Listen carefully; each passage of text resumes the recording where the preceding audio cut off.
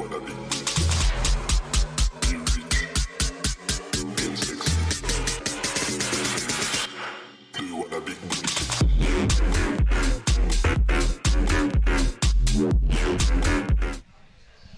in the Hello and welcome to the final game of the NSE Grand Finals. We are here with the DOTA 2 with the Bristol Brood Pickers against Warwick Team A. I am Omnitoaster. I am joined by Hunted Ward and OnObs, and with us for the draft is Charlie Montreal, who was also here for the Overwatch earlier. Hi guys. Hey. You ready for some DOTA? Yes. Yes, We I have am. all the players in the lobby just ready to go. Bristol coming into this as the favourites. Definitely, like they've kind of stormed their way through the recent brackets. Yeah, they're actually undefeated throughout NSE so far. And by undefeated, I mean they have won every series 2-0. Not just won every series, they haven't dropped a game. They're in a really strong place. I do believe it was all three of us as well that casted their game versus Kiel as well. Yeah. yeah. It was our little band. I remember talking about Wizardzack at great length. So yeah, they also going to share their secret with everybody. They hate Brood. The Bristol Brood Pickers hate Brood. It's that reverse psychology. It's a betrayal, really. But Yeah. so I don't think we're going to see any Brood from them, at least. Like, they apparently genuinely hate it. But they are a very strong team. However, Warwick, obviously, they've done very well. The only team they lost to on their way here was Imperial College, but they beat everybody else during the championship bracket.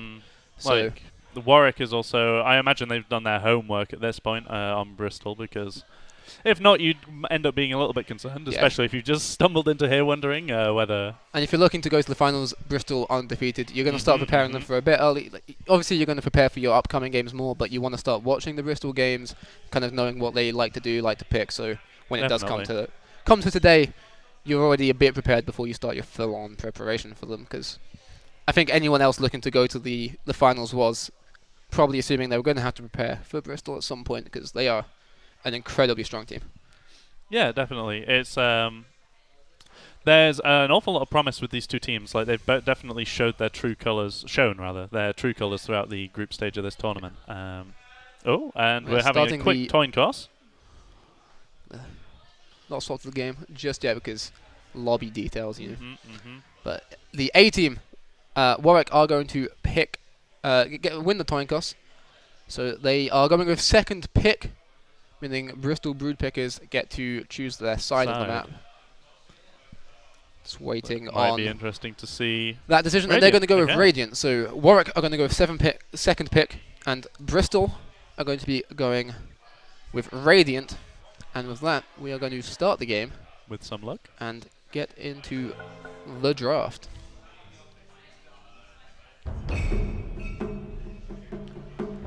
So, Radiant team starting up immediately, there's going to be a lot of very common bans, I presume. We're going to be seeing that Dazzle and Rubik getting removed pretty quickly. Characters like Axe as well. Yeah, Lone Druid is a bit of a... the most recent patches haven't been too favourable to him. And the Magnus ban, big, strong team fighter, his new Q is pretty strong, and just annoying to deal with. Yeah. It's a mini RP. A mini RP. Coming in, yeah. Especially Empower as well, giving you, that level 25, you get plus 70% damage as soon as you manage to drop that on some of your cores. It gets quite scary. Axe ban, it's been seeing a lot of success recently. Na'Vi have been using it to a great deal of luck until their game versus Liquid yesterday. And then there's the Dazzle as well, just a really ridiculously strong hero right now. In a core position or as a support position, he is just pretty dominant in any game. That new ult does so much, and just in lane, he just does so much. Like Matumberman, for example, has been actually just spamming Dazzle mid. It's quite entertaining to watch. And then Lich as well, his new abilities coming up pretty strong in the new patch. Sinister Gaze, that lockdown is really nasty to deal with, and the new ability at level 1, trying to fight over runes or anything. Yeah, just new ice armor just is in lane. It's absolutely insane. Really, really good. So we'll be waiting on Warwick to... While we're waiting, 10 seconds remaining. On the banner game, I think Warwick are edging it out for me. The Warwick's banner is wonderful. And the banner game is important, obviously. I don't know, Bristol got the anime Brood. I like that. Yeah, it just upsets me. I'm going to be completely honest. It's very upsetting. Going into the reserve time for this band. Ducky boys. Having a real think about it. Both teams obviously probably got quite the docket on what each other like to play at this point. Probably gone back and watched some more games. So. Taking into consideration the big change from when obviously NSE Winter started to the 7.20 patch, which was only a couple weeks ago now. So game changes. Oh Yeah. boy. Yeah, there's also, I reckon they're taking a long time to think about this as well, considering Bristol also have that first pick. There's a little bit of worries there as to what that could be, especially when there's things like The Oracle band is straight Phantom Assassin still into in a the pool. PA first pick. She is really strong and no hesitation on the Winter Wyvern. PA really strong at the moment. Almost like, undefeated in Epicenter You recently. just I get a think she's couple of only Wraith lost one bands. game. And you get Yeah. Wraith bands, you spam dagger, you hit W, and then a support dies. It's pretty rough to be playing a support against This a PA at the moment. But Winter Wyvern as a support, decently equipped to deal with her. That ult can lock her down, or the ult can just make her blow up one of her own teammates. So that And locks down any illusion pick as 5 well from seconds Bristol remaining. with the Winter Wyvern ability. And the heal with physical immunity is going to be pretty important. Just to, a PA jumps on someone, you can save them for a little bit. now Warwick taking even more of their reserve time, considering what might come up next. I mean, I don't blame them with the A PA, PA first pick is yeah. is stating your intention to just the big boys. kill them. They're out here. Like just boy non-stop pick. dagger them, blink on them, and just kill people. Like it's a bold first pick, and I like it.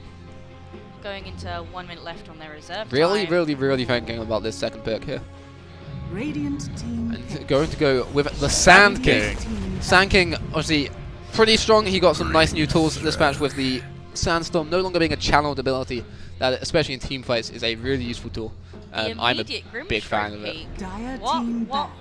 What? I really want to know what Bristol have planned. You Grimstroke ult and then you dagger, and 2 Radiant people die. team back. Or you Grimstroke ult and then you blink on them with PA, and you blink 2 places at once.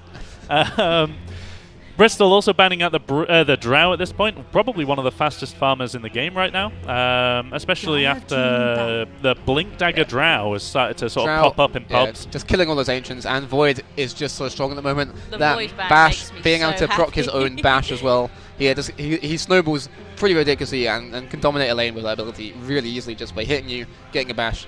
Maybe that bash is, he's a nasty hero to play against. I'm very personally upset that we're heading into a Void and PA meta, Dire team pick. but Warwick probably want to be looking towards something that gives them a little bit of minus armor at this point in time. A lot of the bans kind of show clearly that this isn't some sort of PA mid. It's probably going to be the kind of classic PA safe lane. And yeah, I'm thinking maybe like a Slardar comes out, though they've banned the Centaur, which granted doesn't provide the minus armor. It's that blink stun. Slardar could also come out as another option for 10 that. seconds remaining. Because otherwise they might be having a little bit of trouble trying to chunk through some of this high 5 agility seconds remaining. PA armor. like they might be going into their reserve time again for their third pick. Yeah, you got to be careful. I mean, They're having a lot of thought put into this draft here by Warwick. they've got one game which they can afford to lose, and then it's They're it still starts getting a seeming, little bit tougher. Wind Ranger. Now, do you know that one of their players is a big Wind Ranger player? Is gold tier for Wind Ranger, because I was sitting behind them in their practice room for a little bit. Gold tier. Gold tier Oh Wind my Ranger. goodness. I'm expecting. So I'm the expecting voice line taunts. Hopefully Let's big go. things from that hero. And then Lion, again another hero that got one really nice tool in this patch, that ramping up damage on the Finger of Death. Every kill you get with it adds another 50 damage to that finger. So it's like a lot of heroes kind of just got one new nice tool, like Lion, Sand King, and PA 10 with her new seconds remaining. Blur. Yeah, And, definitely. We're seeing a lot of that kind of 5 changed hero. seconds remaining. Bristol have Just also so far. picked like some very scary supports to back up their crew. If they decide to move into dual lanes, they've definitely got some of the stronger 2 heroes that they can be putting up against people. That, like in comparison to other popular supports at the moment, like Shadow Shaman, these 2 will absolutely crush that hero. So it's And the Juggernaut, again, another hero. His ult got buffed pretty majorly. 3 seconds instead of 3 slashes at level 1 now. You can get a few more off, especially if you have that high attack speed. And at later levels, where if you have it's scaling with attack speed now, and they added a lot more attack speed stuff to the game. So he's definitely in a very strong place as well. And Husker Huskers very funky now. With the new Inner Fire as well, it's going to be really helping to deal with Juggernaut, as well as Windranger's attack range being within that certain aura for Inner Fire as well, meaning your focus fire is going to get denied if you stay too close to that big blue man. Bristol are seeming really, really confident in 10 their picks seconds now. remaining. No reserve time spent.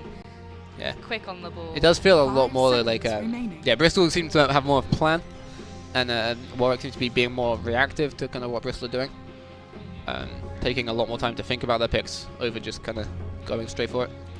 It's a Bristol confident in their picks.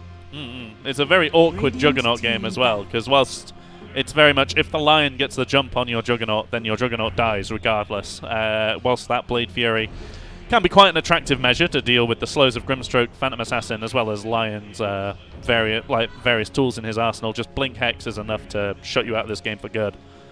The Brewmaster ban coming in there. Final ban for Warwick. Again, Brewmaster, they're looking for an offlaner probably with that Husker going mid, and his changes on 7.2 have made him an 5 incredibly seconds potent remaining. hero. His new Drunken Brawler is ridiculously strong, Insane. especially has, I don't know if you played it with Tusk.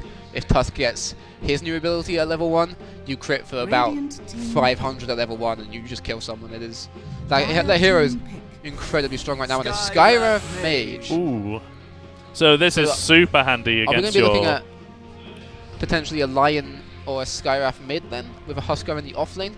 I don't know. I think it would be Huskar mid, no? But who would You they? have Skywrath mid And then as you well. do Yeah. like a disgusting little offlane of Grimstroke Skywrath Mage. And it's iffy, but it means 10 or seconds remaining. probably Skywrath mid then. Yeah, I can see where you're coming from. I mean, with Lion that. mid as well Like- at the moment, not Yeah, yeah. terrible. You can just ramp up that damage really fast, get the Ags, get the Kaya, get the E-Blade, and just ramp up and just blow people up. They have heroes here, with the Windranger, the Juggernaut, and the Winter Wyvern. They're all going to get decimated by high magic damage in the kind of that mid game, especially. If you can get a Lion to ramp up his magic damage quick enough by putting him mid, those heroes are going to get blown up. Warwick now taking a lot of time to pick something I presume tanky. A No, Pugna. Pugna. Now select Another hero that is going to get blown up by a Lion, but so interesting. So do see now that so DJ is 3-4 position, so that is going to be a support. Wizardzack is their 5, so that's also going to be support. Bunny's 3 and 4, so it's going to be a safe lane PA with a mid Husker, and then the others are undefined. Other than Wizardzack, who is their 5 position, the other two are, they said, 3 and 4. So Oh, it could be an aggressive tri-lane of Grimstroke, Um, Lion, Skywrath and Mage. looking at Warwick, A2O is their 5 position on that Winter Wyvern, Sylar 3 or 4 on that Sand King. Melrose is taking that Pugna mid as their 2 position. Aniraj also a 3 or 4. Both of those heroes could be supporting or offlaning in that kind of top lane, bottom lane for the Dire, and then Overlom taking that Juggernaut as the 1 position. Not surprising there. So a couple of... I'm very interested in Bristol's draft. Bristol's draft is very interesting. I want to see what they do with these kind of 3 in support heroes, really, where they're putting them, what they're doing with them. Yeah, it's going to be very interesting to see. So they're doing Straight the... up with the taunts and the divine. voice lines. Important stuff, obviously. As OG showed in the International, they can win you games. So it looks like they're just splitting up into dual lanes, unless that lion is now heading up towards the top rune on Radiant side. So, no? Bit indecisive. It's very difficult for us to tell how on earth these lanes are going to I fold mean, out. until they also go into the lanes, they might be taking people to places where they just want to fight for a rune and then they'll TP to a new lane or something. So right now, this looks like bot lane, the Dire may be looking to get a little bit aggressive onto that rune, positioning themselves to push onto it, while the Radiant hanging back a little bit. Yeah, Overlom and A2O there just waiting to probably move forward. That tree is going to hide them from sight pretty well.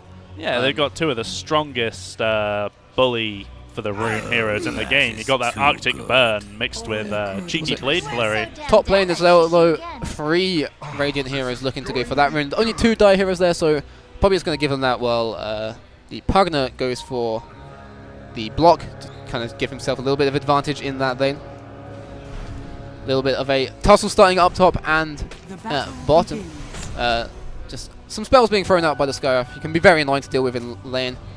But Bunny's Overlom and Wizardzack going to pick up some runes there. So that is the 1 rune from Overlom for the Dire, and the Radiant picking up the rest of them. So 3 runes there. And DJ going to head off. DJ actually going into the mid lane. So this is the kind of favourable matchup you want versus the Pugna. If you ran the PA or the Huskar mid, he's going to have a rough time. Yeah, exactly. That decrepifies a massive issue. But instead, Skywrath Mage versus Pugna, whilst it's kind of the classic Pugna presses E and Skywrath one-shots himself. In the laning phase, it's much different tale. They're both pressing Q, but Skywrath Q more reliable. Yeah, also ensures that he can get last hits and when the decrep starts coming out as well. So the Dire have the Huskar down bottom. Sorry, the Radiant have the Huskar up top. I can read heroes. With that Grimstroke support and the PA down bottom with the Lion supporting, so it's that support line.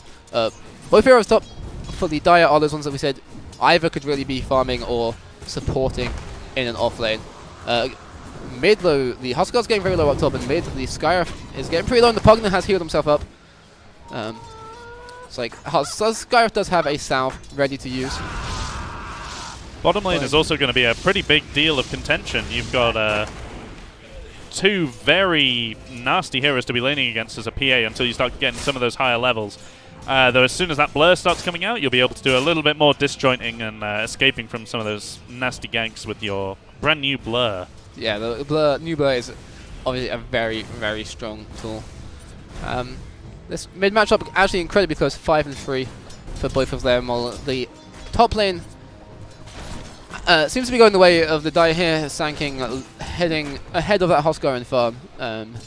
Bot lane as well, the Juggernaut just pulling ahead. It's a bit early to say so far, but mid lane, it's one of those. The Pugna just gets blown up. I mean, this lane is very much both heroes have the capacity to burst each other. It's a question of who does what when. Yeah, but and meanwhile, just kills happen up top. Yeah, it's action at bottom lane as well. Grimstroke looking to get this final kill as well. And just kills happening literally all over the map right now. Going slightly in the way of the Radiant team, of Bristol. But a lot of kills happening. At least one in each lane there during that little like 30-second period. Lion pushing forward, getting a stun out onto the and a dagger as well. It's going to do a lot of damage. And the Hex as well. This is probably looking like we're going to see the Winter Wyvern fall if there is another dagger, and there is another dagger available. Especially when she starts stacking up that agility with her Wraith Bands. That dagger just does a lot of damage, especially to a squishy support such as Winter Wyvern. Yeah, I mean, Winter Wyvern just standing a little bit out of position there in order to try and get some Arctic burns off. Unfortunately, she didn't quite have the vision to deal some of that extra percentage HP damage. Yeah, the Lion just being in the right place to take the stun, get the Hex off, and the dagger slow along with the Hex is more than enough to kill that hero. Top lane, it looks like some kind of action might be going down. The bit of danger coming out, but that moving in the Sandstorm is really big, but I don't think it's going to be enough to keep the Sand King alive. This is the spears from the Huskar come out. A really nice shackle, but it's not going to be enough to kill this Huskar. He's probably pretty tanky right now, and this actually might just spell the end of the Wind Ranger as Mugen, or Infinity, as he's apparently calling himself at the moment, is going to pick up a double kill, just right-clicking down those heroes. Bot lane in the jungle, looks like they're trying to disrupt a pull from the Lion, and a little tussle is starting there. Freezing getting very low to Overlong. He's going to just be able to get out of range, has a salve ready, so not going to be that bad for him. It's going to burn that little bit of regen though. As Lion coming up behind this Winter Wyvern, it does get a stun off. The dagger is going to follow up, but looks like Winter Wyvern going to be able to retreat far enough into her creeps just to ward off any kind of follow-up on that. And Bristol starting to take a commanding lead, but in terms of farm, the Dire are doing alright. Juggernaut keeping up with this PA, actually starting to overtake it. We're going to see a pause. The Sand King just leading in the farm in mid, and Pugner starting to edge ahead, not in denies, but in last hits in that middle lane. Mouse issue. Yeah, you can see like with that top lane engagement, managing to deal with the Sand King as well as the Wind Ranger. Those early levels in Berserker's Blood definitely come in to pay off. Like you might want to be thinking about that Inner Fire, especially with 2 heroes which will be beating on you as soon as they've used their spells, but recognizing the power of that fully charged power shot. They've managed to deal with it rather well in that aggressive dual lane. Courier. Oh, attractive. That's 2. Wait, that's the same courier. I mean, like, when they win the courier, they've got the pirate parrot. It's a solid courier. I do love the pirate parrot, and it's better than the default courier. So Bristol definitely winning the courier game. Yeah, we're just currently some technical issues on site. We should be seeing those fixed as soon as having possible. an issue with his mouse. I believe there's some Razor Synapse driver issues. Looking at some tips. Always handy. Not quick enough for me to read them, but everyone has bad games. Everyone makes mistakes. I don't have good games. I don't know. That's In Charlie's case, secret. I think every game's a bad game, but She can't even Unfortunately. respond. Like I did the self burn, and you just went straight to Charlie. look, you've got to go for the people who can't respond. It's the only way I'm going to get digs at people. Got to make use of this position of power. But yeah. So I mean, laning stage right now, it's going pretty evenly, all things considered. Bristol are leading on the kills definitely, with a 1k net worth lead, but the cores on Warwick are getting the farm that they're looking for. They're keeping up in farm with those Bristol cores. There is a lot of fear for me, at least, surrounding Bristol's top lane. Not Bristol, sorry. Warwick's top lane. Yeah. Looking around at that Sand King Wind Ranger, it's going to be a little bit difficult for them to truly make those heroes shine. They've got this sort of farm duality going on, and it's kind of difficult to see which hero is actually going to start picking up items first. It does look a lot like the Sand King is going to be the one farming, but they're both supports who kind of want items, especially like the Wind Ranger, wants those like that 4-star for a drum, something to give her a bit more maneuverability, so Definitely, she can get into. And again, the Sand King, wants to get that blink 4-star, maybe nags like some survivability stuff like a pipe or so. Yeah, they're both heroes who do kind of want to be trying to get items. I look at it in the case of especially interested in how this Juggernaut might build, because there is a. Looks like the players are ready to. Are we? Pause. Yep. Fabulous. Maybe getting back into it here. Okay, so we're getting right back into it. It's definitely about back to what's going on top lane. It's these 2 heroes that are trying to scrounge for farm under the constant burning spears of the Huskar top lane. And as we saw in those 2 deaths, the Huskar is quite confident just kind of walk at them and burn them down. Especially with Grimstroke backing him up. The Grimstroke Q and W are both really strong. Overlom managing to get a kill onto the Lion, but Freezing coming in, chucking a dagger, not opting to go for anything further onto him, not blinking, but Overlom just getting a nice pick up there, boost his money a little bit. Arctic Burn slow, starts to come out onto the PA, uses that dagger just to get a quick last hit as she runs away blinking to her Lion support. They found the Sand King in the lane. He is actually going to get silenced up, but before he can stun the Huskar, that's going to be really bad for him. He's going to get stunned by that Grimstroke W, and it was a really nice shackle, but the Grimstroke was very, very quick on his silence to stop any kind of stun following up coming from that Sand King. And with that sentry down as well, they probably would have been able to just burn him down through that Sandstorm, because not going to be able to hide in the invis of that. Yeah, both lanes have equal potential to be killing each other. There's a lot of, when I look at bottom lane, oh, here we go, never mind. Stun coming out onto the Juggernaut. I don't think there's going to be really much possibility for a response onto that, though. It's tough for him to jump forward into the Juggernaut when he does have spin up, and as you can see, he did have spin up, and it gives him the confidence to dive pretty deep, a little bit under tower, just to get another kill onto that Lion. Another few kills into Juggernaut's pocket, 2 on that Lion now, and bringing that net worth gap 1k up and a little bit closer. A lot of skills coming out onto the Pugner. A huge amount of damage just from a couple of skills, while top lane, the Huskar is going to be able to get another kill. Wind Ranger just escaping there using her Wind Run. The Burning Spears. The Burning Spears are going to be enough to finish her off. So another double kill for Huskar, and he's going to start getting pretty far ahead. He's leading the CS as well, and he's getting kill after kill. I believe that was a dominating spree. So he's going to be starting to really ramp up like that item progression pretty quickly compared to other heroes here. It's kind of this. It's a bit worrying for this Juggernaut to have to see his teammates falling at. Oh, never mind. PA is in quite a lot of danger here. She is very slow, but she is just going to get into range to blink to that Lion, who is going to be able to stun out and save her there. She was pretty low though. Like if the Lion wasn't there, she probably would have fallen. It's important for him to stick around so he can get into that blink range whenever she might need help. Yeah, this middle lane basically consists of Melrose The recognizing. stun coming in from side on that Sand King, and the ult from the Pugner, that Q isn't going to do enough to burn him down, and that's a really nice rotation from the Sand King. Going to be enough to take down that mid lane and give Pugner a little bit of edge there. Now there's 2 kills that Pugner has got on that Skyrath. The Grimstroke TPing in, but just not quick enough to save his mid laner there. Yeah, they're going to probably be playing off of this easy aggression for a Skyrath Mage. The moment you see that Pugner ward expire, it's time to go. And recognizing that, they rotate in the Sand King. As soon as that Pugner ward is no longer up, Skyrath tries to go for a kill, and unfortunately, it turns back on it. Top lane, the Pugner is coming in, but this Huskar is incredibly tanky already, even with the stun.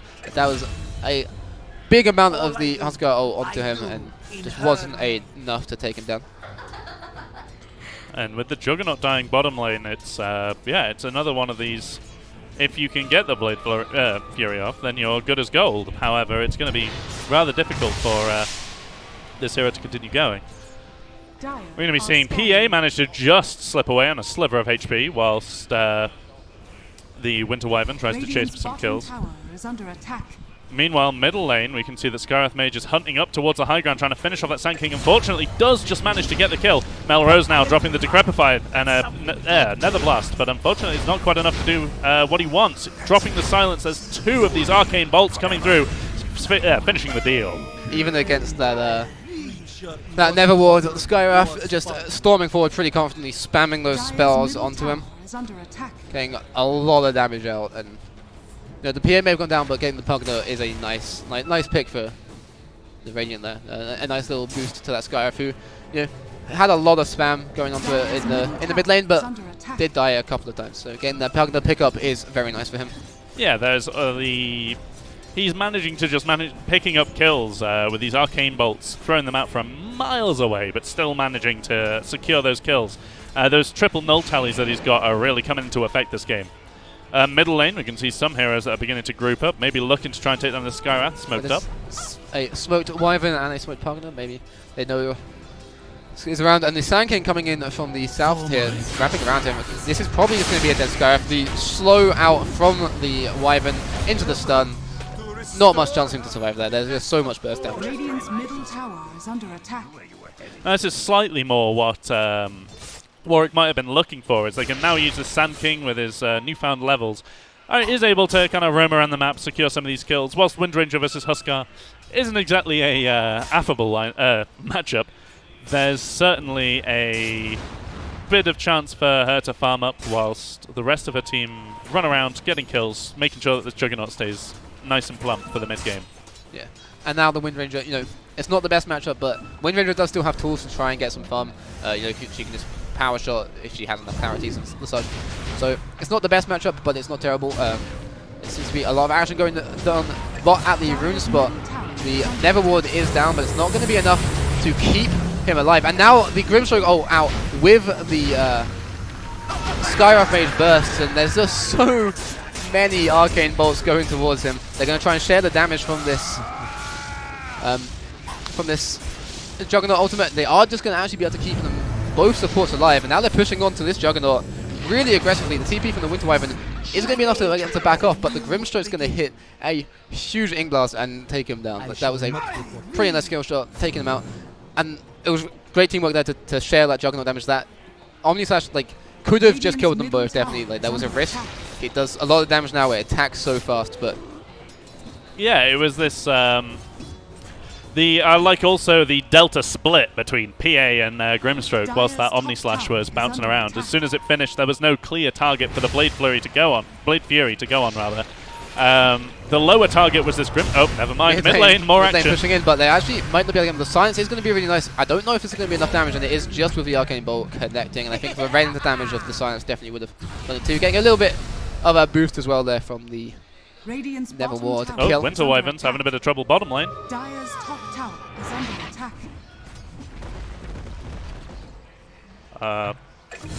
attack. Bottom lane, the Winter Wyvern goes down, getting chased by the PA. Sand King is going to be able to stun away as Juggernaut comes in spinning. Freezing getting pretty low. The dagger just not going to be enough. And Freezing's getting really low now. But Bunny's again with the huge snipe. His Qs have been on point so far this game. Picking up a lot of kills that seem to have been just out of the grasp of Bristol. Now he's getting pretty low. The Shackle Shot just not connecting onto any tree. So not enough to pin him down. For Juggernaut to get in, the pop his wand, regen up a little bit. And it's like they're probably going to be okay. And now they're going to go in on Juggernaut with a huge silence, and he is blown up. 2 silences might have been a bit overkill, but yeah, the Radiant managing to have their wards up in this bottom side of the map, not realizing that Dire don't have any wards. The PA is able to stay in blur, and as if it were a smoke. Jump out of blur in order to just get on top of the Juggernaut, and before he can press Q or anything, the silence has come out, and yeah, it's just another kill for New Blur Bristol is an upsetting spell. Makes me very sad. You're a poor 5 position support, and suddenly there's a PA. Slows out onto the Winter Wyvern and the silences, and this is probably going to be him falling with the stun as well. Is enough damage just to take him out. And just these magic damage heroes of the Radiant just going around storming with all of their silences, all of their lockdown, and just destroying people right now. Sylar is going to find the DJ on the Sky of Mage, but he has support coming in. He's going to get silenced and hexed, and it looks like this is probably just going to be Sylar dropping. Pugner is going to struggle to do anything. Bunny is dropping very low. 2 heroes there dropping very low to that Never Ward, almost picking stuff up, but just not enough. Now the Wind Fury is going to come out on to the Sky of Mage, but it's just not going to be enough damage. It is a pretty underfarmed Wind Ranger so far, so not doing much with her right clicks there. And Winter Wyvern chasing a bit too hard to try and get that pickup onto the on the Sky of Mage, and going to get punished. If we just have a quick look at the net worth of each hero, I imagine, yeah, the cores here on the Radiant team are storming ahead. Husker up at almost 8k net worth, where the top net worth of the Dire here is on almost 5k. He's 3k ahead, jumping straight onto this Pugner, just going to absolutely destroy him. Pugner too far forward, trying to get a little bit of damage, but the Husker is going to drop to the Omni Slash. You may have some magic resistance, but unfortunately that physical damage isn't enough to save him. Yeah, you can see 1,000 he doesn't gold. have magic resistance anymore, does he? No, he gets health regen. Oh, my bad. 7.20. The more you know. 7.20 gave us that change. Nonetheless, we move on through. You can see that Juggernaut's issues this game are beginning to become more and more prevalent. There's the huge number of silences, as well as the fact that a lot of these heroes on the Radiant side of the map are very good at breaking ankles. It was going back to what I was trying to talk about earlier before we broke into another fight. When there was the delta split between PA and Grimstroke, this Juggernaut has to decide whether he's going to be going for low HP supports with his Blade Fury, or chasing after cores with it. Mid lane, they're going to be coming in for the Grimstroke. Going to connect, but not onto any tree, but with the disarm, and it's actually not going to be enough damage. Didn't manage to get any more magic damage into him while he was in that decrep, so they are just going to have to start backing up as support comes in. The Hex on until the Wind Ranger. Juggernaut coming in with his spin. Isn't going to get hit by that stun. Wind Ranger dropping very low, but isn't going to be enough to finish her off. Now, Wizardzack running away from the Juggernaut spin is going to get hit into a tree. Power Shot going to finish him off. Meanwhile, the PA is just bottom lane, taking towers. It's a kill, and they need everything they can get, but the net worth lead is still just increasing for Bristol, now at 11k. It's almost like space created with Wizardzack there, as it's still allowing this Huskar to keep ramping up his net worth. He's been sitting around top a lot of this game, and most of the times where he's been, there's been an attempt for a kill on him. Never mind, there's more kills. Now jumping in onto the Juggernaut, he does get off that magic immunity just before anything could hit him, and the Winter Wyvern is going to come out, but PA just doesn't have enough damage yet to blow up that Wyvern, that Skyra, sorry, but is going to have enough damage to get him low enough for the rest of Warwick to take him down, while PA just runs away. They have scanned, so they are aware that Huskar is in the Roche pit. But they also catch out with the Skywrath down. They may be looking to go and try and do something about that, but the Grimstroke ult is coming in to slow him down a bit, and Huskar getting pretty low to. He's really low to this Roche. The Omni Slash is going to come out. It's going to bounce onto the Roche a few times, and actually while he's in Omni Slash, he's not going to be able to pick up the Aegis. So he does give the Huskar the opportunity to get that, come straight back to life. Not a whole load of value out of that Aegis, but they did stop anyone else getting Roche, and he didn't die for his attempt. Yeah, I mean, Dire managed to get the XP and gold for it.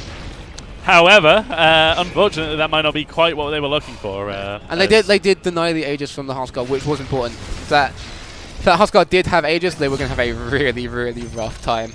A kill going on to Sylar, and then the tip, I'm sure, all in good manners. But now they're just going to be looking to pressure this mid lane, move in towards this tower. Huskar is just going to start sieging it. Pretty high health, so not a whole lot of attack speed right now, but it's going to start ramping up. Grimstroke just going to clear the way for him a little bit. Start using those burning spears, get a little bit of his health down, ramp up that attack speed. Silence and loads of magic damage out onto the Winter Wyvern, and with that Skyrath Q connecting is going to be enough to take him off. Now Huskar's just diving in, literally no fear, using his new ability to push back and disarm that Juggernaut, but he may have diven too deep there. Gets stunned up, decrept, and the magic damage is enough to burst him, but they killed 3, and they took the tower.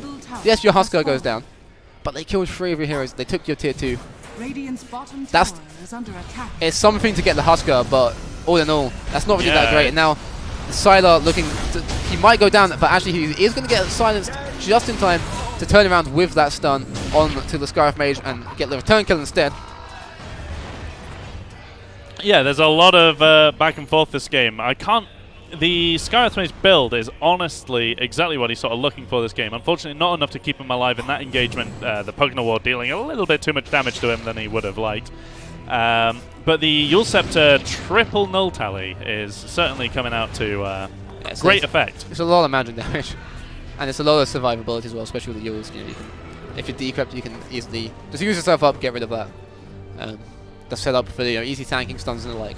Yeah, definitely. The Juggernaut, like the Omni Slash onto him as well, just yules it off, try to take as little damage as possible. Is definitely the less greedy of the 2 options, where he could have gone for Kaya Ags or something like that instead. PA just farming the Dire jungle and emoting the entire time. Feeling pretty confident about her position. This game got 2 Wraith Bands and a Desolator there, so she's going to be doing a lot of physical damage right now. Especially, that dagger and crit. A lot of smoked heroes coming towards the Huskar. He is going to get caught out. There's probably going to be a lot of damage on him, especially with the enemy center. And he's still somehow alive. He's going to be able to get the jump onto the Wind Ranger, but is eventually going to fall, but that took a lot. Exactly. You can see how many resources they have to burn in order to take down this Huskar, and it's only going to be more and more from here.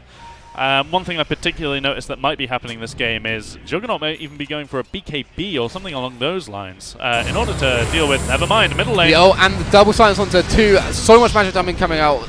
Double cast from that Skyrath as well. It's basically a free Skyrath ult right there from the Skyrath Axe, sorry. And so much silence, so much magic damage, and there's no chance of surviving there. The silence coming out onto the Juggernaut, he's going to be able to get rid of that and go for the Omni Slash, but the Yules is going to keep Skyrath alive for a little bit. Juggernaut is fast, and with that spin up, is going to be able to get the kill. And now Grimstroke in a pretty bad place against this. It's probably just going to be right click down, does get the Yules onto Juggernaut, and that should be enough to keep him alive. Well, that is a 3-for-1 right now in the favor, and that Winter Wyvern is going to get blown up.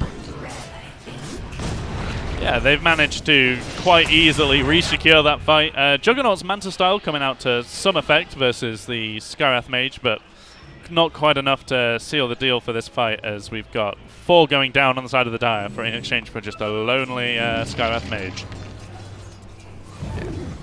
and up to a 12k net worth lead at 21 minutes right now. They are in a very commanding position. Yeah, I'm not sure where Juggernaut might be going from here, but you can see the Skywrath Mage is going for a Blink Dagger, just opening up his options even further to who we can get on top of and take down. That's quite the inventory to look at. Yeah, exactly. The amount of intelligence as well as magic amplification that he's getting the double bonuses off from his Arcane Bolt is certainly going to be coming into great effect this game. With that, the last outer tower here for Warwick taken down with no contest, and Huskar's just going to start walking up high ground. He's going to get stunned out, and the Shackle's actually going to connect onto Akati, but and they're just using so much just to lock down this Huskar. The epicenter is going to come in onto him, and this is going to be him falling, going up high ground and getting a little bit punished for it, but again, they had to use everything to take him down, and now Grimstroke is going to connect onto 2, but the double dagger going to hit. Not going to be enough to have any follow-up onto. Lion dropping very low, almost falling into that power shot. Just not. Silent's going to blink forward onto him.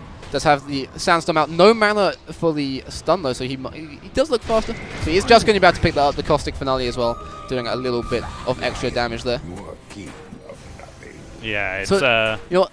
Not a bad hold right there. Warwick showing some signs of life. They have to use everything to kill that Huskar, but once they do, it is hard for the rest of Bristol to kind of do everything that they've been wanting to do without that big, beefy, scary frontliner of Huskar. Grimstroke now building towards a Dagon with his Blink Dagger Yules already, with an urn as well. He's definitely seeing brighter days than even the Pugna in this game. So just have to wait now for the line to be back up. I mean, they need this Huskar alive basically to do pretty much anything. Like they can find the picks without him, but to threaten anything real like high ground, they need the Huskar on the top. Yeah, we're seeing Windranger going for a bit more of a poor man's build this game. We're not seeing that flashy Blink Dagger Maelstrom sort of gameplay. Instead, she's going for a Medallion in order to just amplify a little bit of that Focus Fire damage. As well as the Force Staff, you can see that this Sand King is instead becoming more of the core hero of this game. Gonna take the final tier 1 that needs to be taken here. The Glyph does come out, but won't save the tower, just slows him down a little bit. Well, Radiant off in the top rune spot, looking to maybe invade jungle here. Yeah, Radiant now just looking to secure a Roshan and then manage to push into the base. Alternatively, they're just going to go smoking up, hunting for some of these Dire heroes. And they're about to find a clash with this Winter Wyvern. Are going to spy out the Winter and the Pugna. I think this one. Pugna stopping to farm some creeps, but there's 2 TPs coming in, so this might start getting risky. But Pugna probably just going to get blown up. No, the Curse is going to save him, but Skyfart just dropped on him while he cannot move. It's going to absolutely destroy him. The spin coming out now, and Wizardzack is looking like he might be in danger to this, but Huskar is in the middle of the fight, getting a lot of damage out. The Epicenter does come in and stun him. He's still pretty healthy though, and without kind of the ability to just focus everything on that Huskar, like they do when he's going high ground, it's pretty tough. Yeah, Overlom there managing to get hexed immediately after the Blade Flurry. Yeah, Blade Flurry. Now, there are 2 buybacks ready, so they could have 3 heroes to try and contest this, but it's really... they don't have anything to kind of use against this Huskar right now. He can just siege pretty well. But with the buybacks, they look like they might be content to just take the buybacks and head out as Wizardzack gets picked off just in front of a bounty rune. Yeah, sad trombone comes out for him. Just missed that little bit of money. Yeah, like, the Dire certainly have the potential to get back into this game. It's whether they manage to just scrounge whatever gold they can. Naturally, Radiant now will be moving into the Dire jungle, making their intentions known over there. Just wiping out the 2 lanes in order to make sure that mid and top are pushed out at the same time, allowing them to, whenever the Dire decide to engage. Yeah. And the thing is as well, it'll be a 1 fight and ranks. They keep blowing everything on this Huskar, but it's okay really at the moment for them to do that, because the Huskar's the high ground. Like he is their high ground push.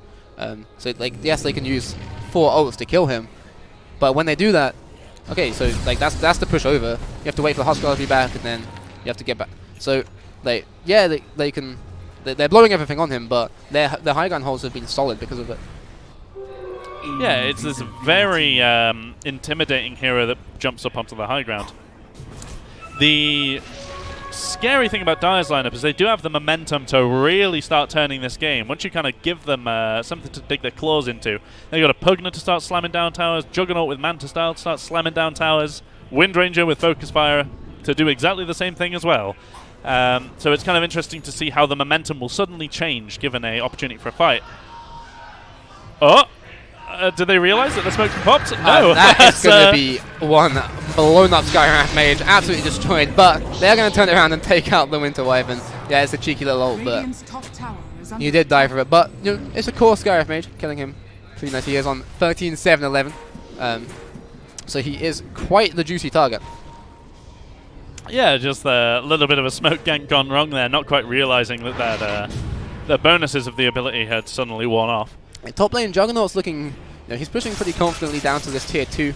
Couple of Radiant heroes looking to head up and ward this off. Juggernaut backing off at the right moment just to make sure no one can get the drop on him there.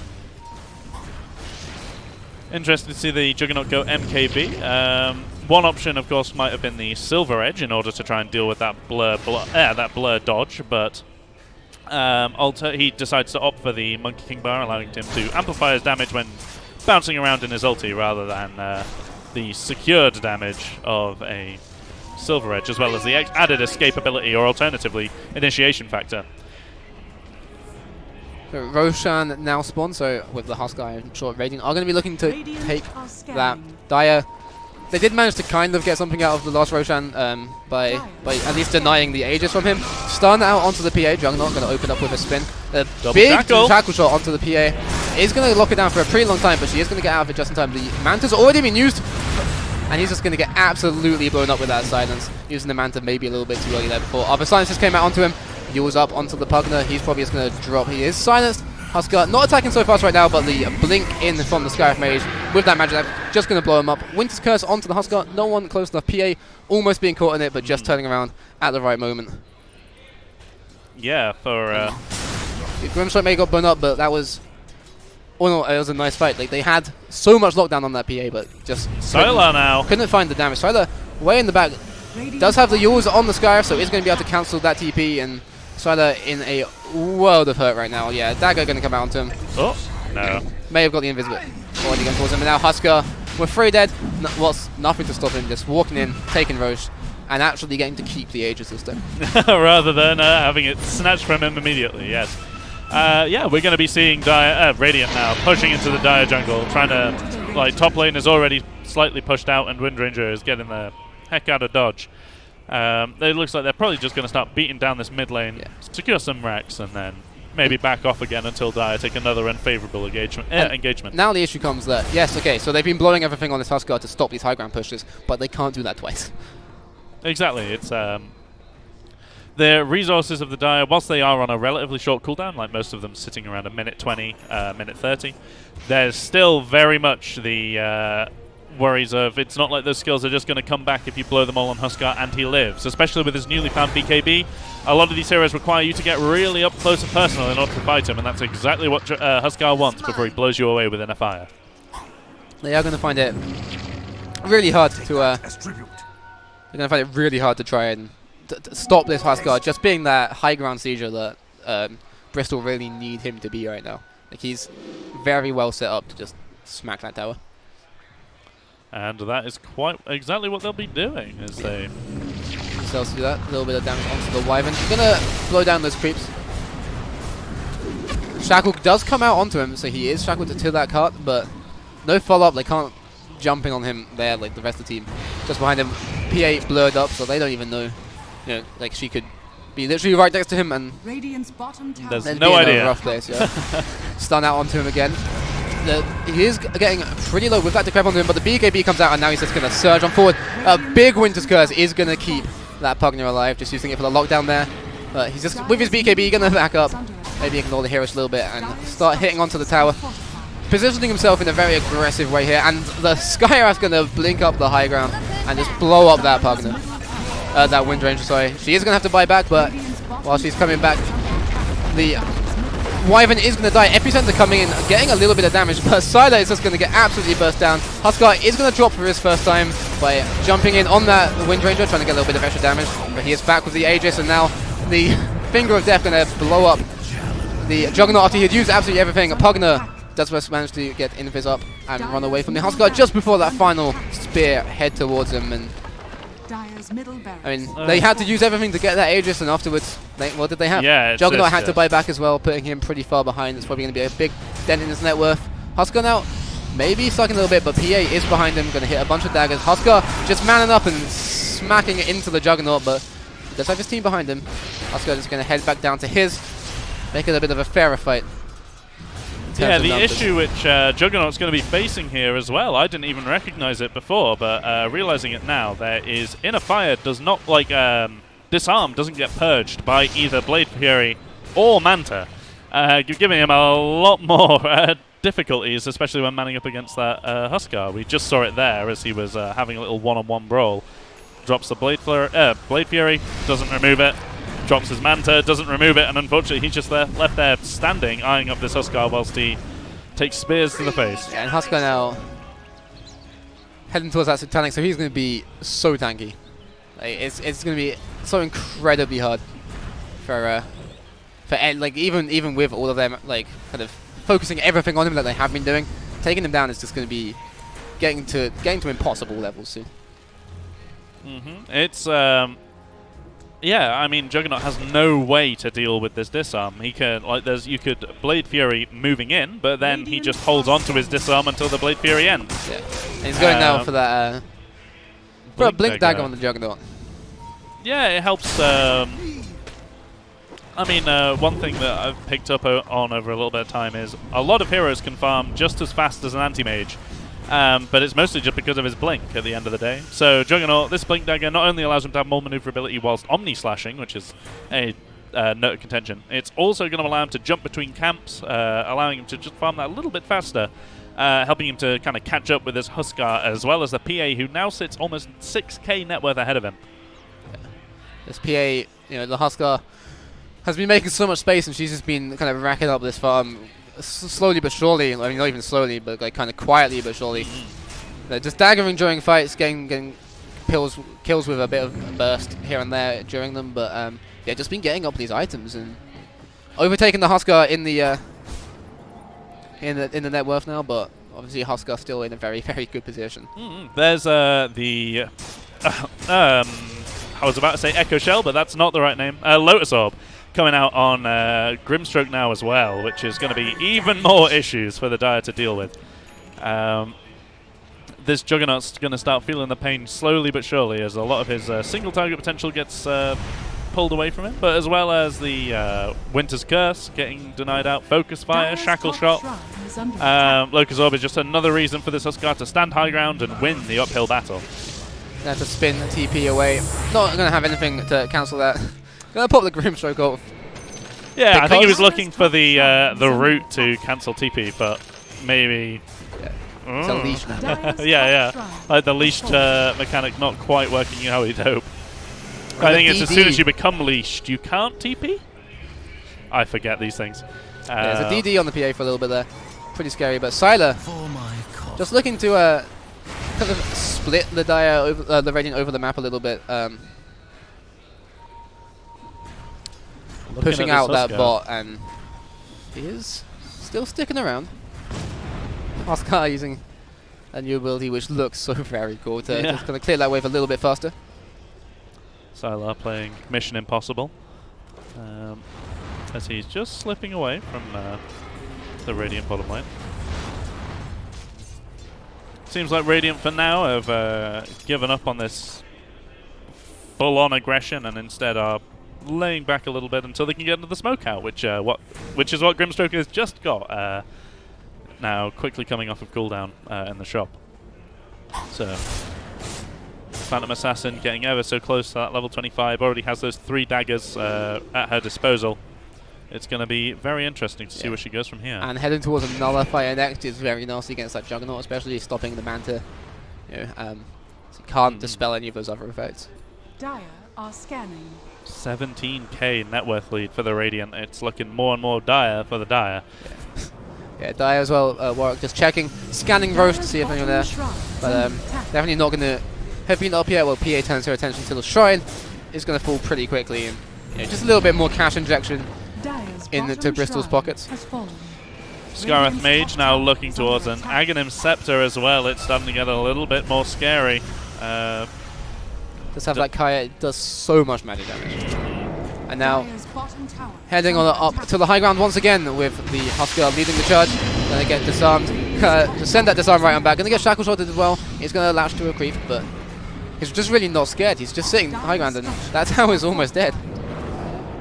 Yeah, the Lotus Orb now is just going to continuously be getting dropped on the... And another pause coming out from the Grimstroke. I guess we're... I wonder what the issue is this time. Presumably more... Headphones this time have Goodness. some form of issue.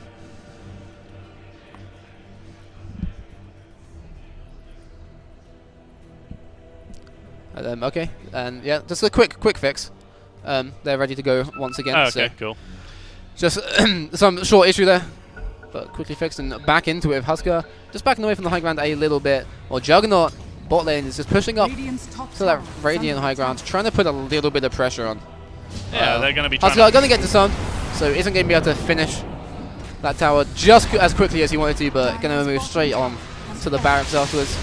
Radiant's Taking very little damage. He's going to get shackled up and stunned. A bit of layering of stuns there. The disarm is going to come out. He is dropping pretty low. Going to jump forward. The Grimstroke ult is going to hit onto both, doing so much damage to them. Oh, Going to be a really quick 2 kills, and the Omni Slash on the Juggernaut just does absolutely nothing, hitting onto quite a lot of creeps. Really not what he wanted from that. Another Going jump to forward. jump onto him. He has very little to keep himself alive here. He is going to be ghosted by the Pugner, but the Finger of Death is just going to blow him up. Pugner now on his own is going to disarm the Husker, but the PA is still there. Can't disarm them both, and it's going to be enough to just absolutely decimate this team. And 5 dead, no buyback. The GG is going to be called. My goodness, what a game one. 54 to 25 in 38 minutes. Yikes. So Bristol Broodpickers picking up the first game, going 1-0 up in this best of 5 series. And just a very, very strong showing for them. The lanes for the first 7-8 minutes seemed fairly even. Yeah, some more kills are getting picked up by Bristol. But, I mean, the graphs show a very different story. Like, yeah, again, the first kind of like 6-7 minutes were pretty even. Very and then, even, and then... like, these magic damage heroes from Bristol just started roaming the map, and just kill after kill after kill came in, while their 2 cores were just free to farm. Yeah, it's kind of that... the issues of that strange Windranger Sand King top lane kind of coming out to show a little bit. There's a little bit of worries there as to how it... as to how they would play off of each other at the end of the day. Granted, they've both got their own sort of kill potential on their own, but it feels like that Huskar was managing to heal up for more damage than and Warwick were able to dispense. Yeah, that Huskar... the Huskar with that Grimstroke in the lane managed to get to the point where they could pretty much just run out the Sand King and the Windranger, and there wasn't that much that they had to be scared about. Like, TP rotations came in a couple of times, but they just left. Yeah, it's this very... It was definitely a very awkward early game for both sides, as they had plenty of kill potential on either end. However, there's also the... are we cutting to a break? Yeah. Oh, okay, cool. Sorry, just some questions with production. Yeah, we're kind of eagerly looking forward towards Game 2, see whether Warwick managed to pick up on anything that they might see as a mistake from Game 1. Furthermore, there's always more exciting picks to be seen from Bristol. They've definitely been showing their A-game in Game 1. I mean, Bristol definitely showing there why they... exactly, they are the favourites coming into this match. They were very, very dominant there, and definitely show that. I think like they've obviously been so dominant throughout the whole season. Yeah, definitely. That like this kind of this match definitely exemplifies, I think, what we should I think maybe expect from the rest of the games, and that a Bristol show might be kind of what we're looking definitely at for the rest of it. Like it's but I mean, Warwick did show signs of life, definitely. A lot of their high ground holds were really strong when they recognized that they just had to kill that Huskar, and any high ground push was Yeah, they was were very pretty much shut happy down. to pick these heroes which allow you to bully from the high ground, making sure that just walking up is going to be a bit of an issue. But of course, Bristol answer with BKB's Heaven's Halberds as well as the Lotus Orb picked up on Grimstroke, managing to come out to great effect. Second lobby now getting set up. Just while we sort out that lobby, we are going to go to a quick break, so don't go anywhere. We'll be right back with Game 2 of Bristol versus Warwick in the NSE Finals.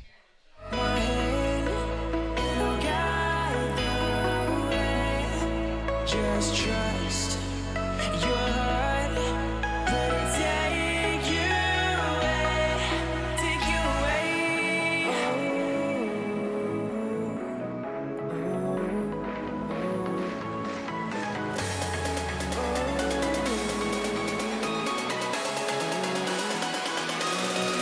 Take you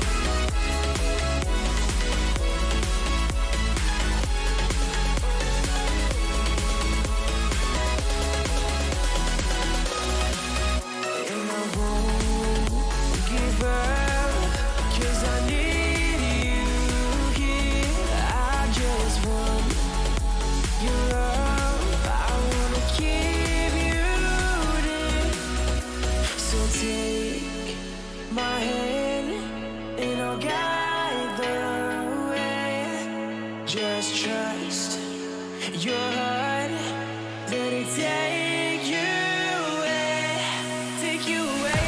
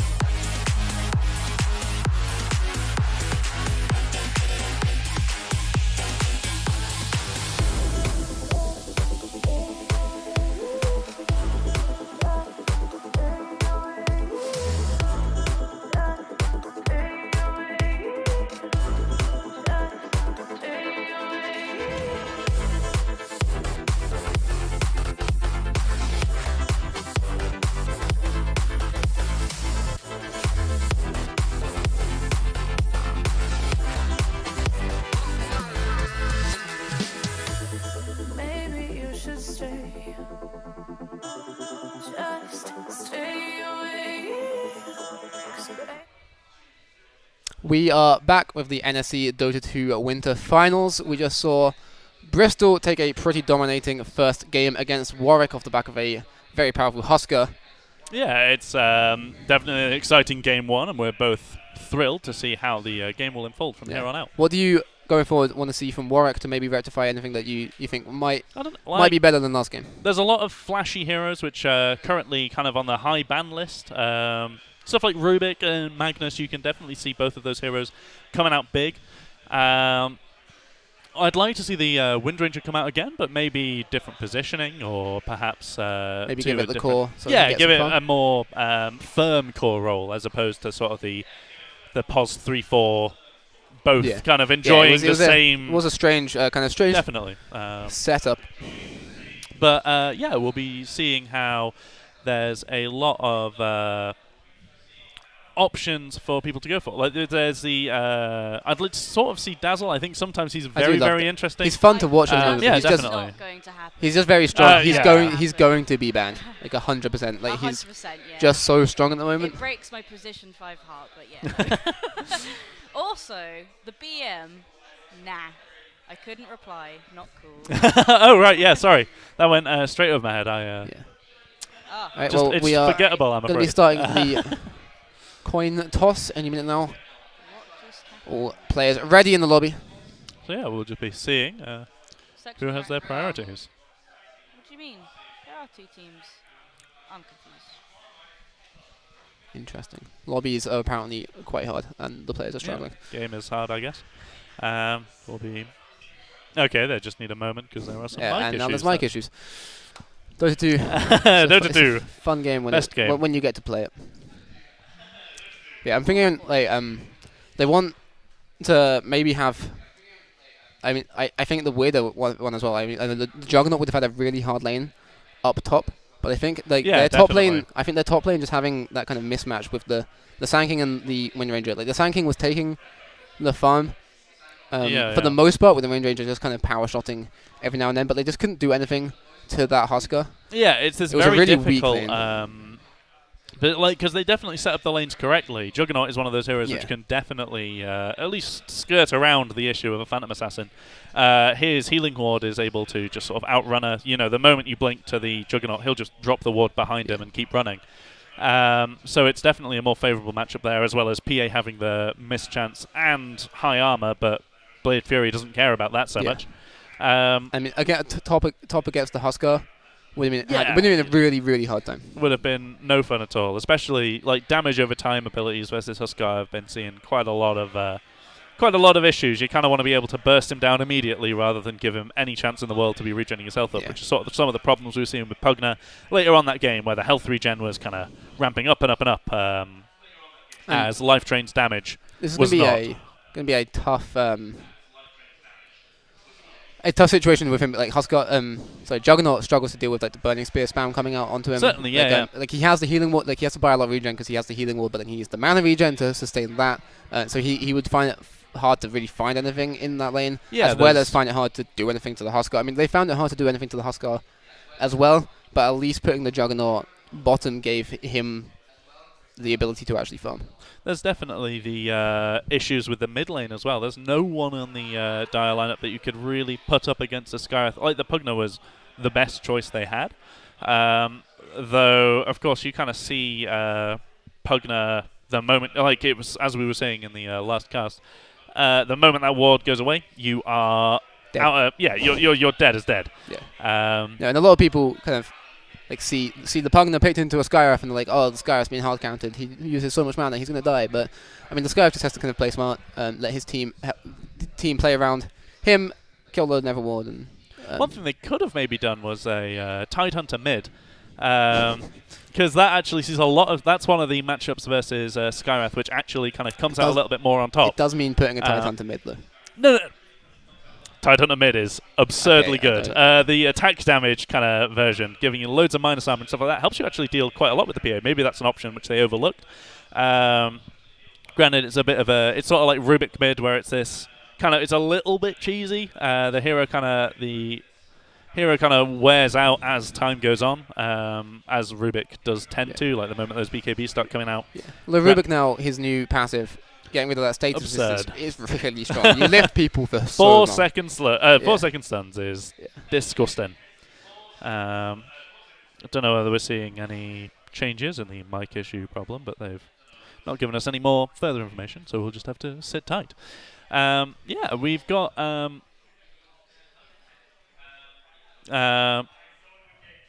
Yeah, we'll just be seeing how the next game sort of unfolds. There's probably going to be.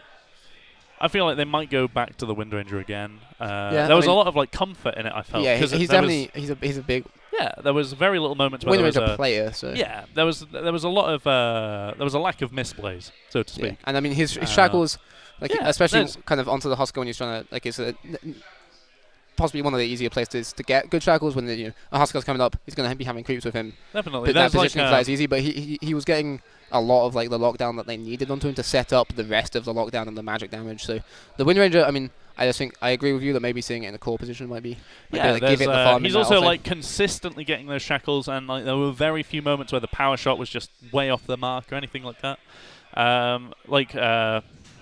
I don't remember who it was who was playing it. Was it Anaraj or was it no? Melrose was playing the. Yeah, Melrose Anaraj was on the Pugna. Yeah. Yeah, it was Anuraj.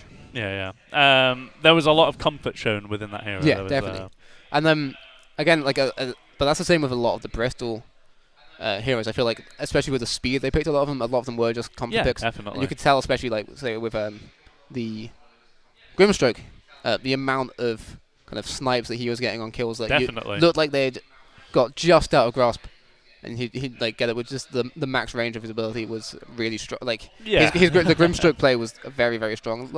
There was definitely game. a lot of snipes using the Grimstroke. I keep forgetting what it's called. His Q. Where he's always making sure that he's lined up with, say, like a creep camp in order to get these sort of kills. Like a lot of them we saw, he just swipes them through ancient camps.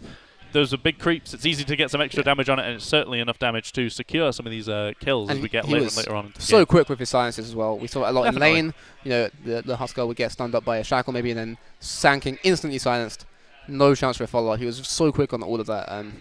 So I think the Grimstroke definitely felt like a real power player in that game. Like the cores are the ones who have like the big health pools and they're getting the kills and standing on the high ground, just hitting your tower with no one Definitely. really being able to touch them. But that Grimstroke, especially in lane, was doing a lot in that game.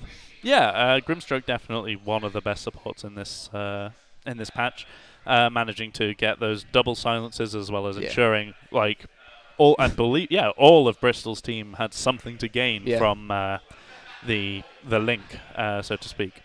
But we all know that the best support in this patch is Keeper of the Light. And if well, I don't see a Keeper of the Light in the next 2 games, well, hopefully the next 4 games, I'm going to be very disappointed. His ult is the best. Okay, so there's just a little moment of people getting ready. It seems like the we teams should are be- actually ready to get going now. Yeah, So ready we're going to as be the call. jumping into the draft. with the spot of luck anyway. Cool.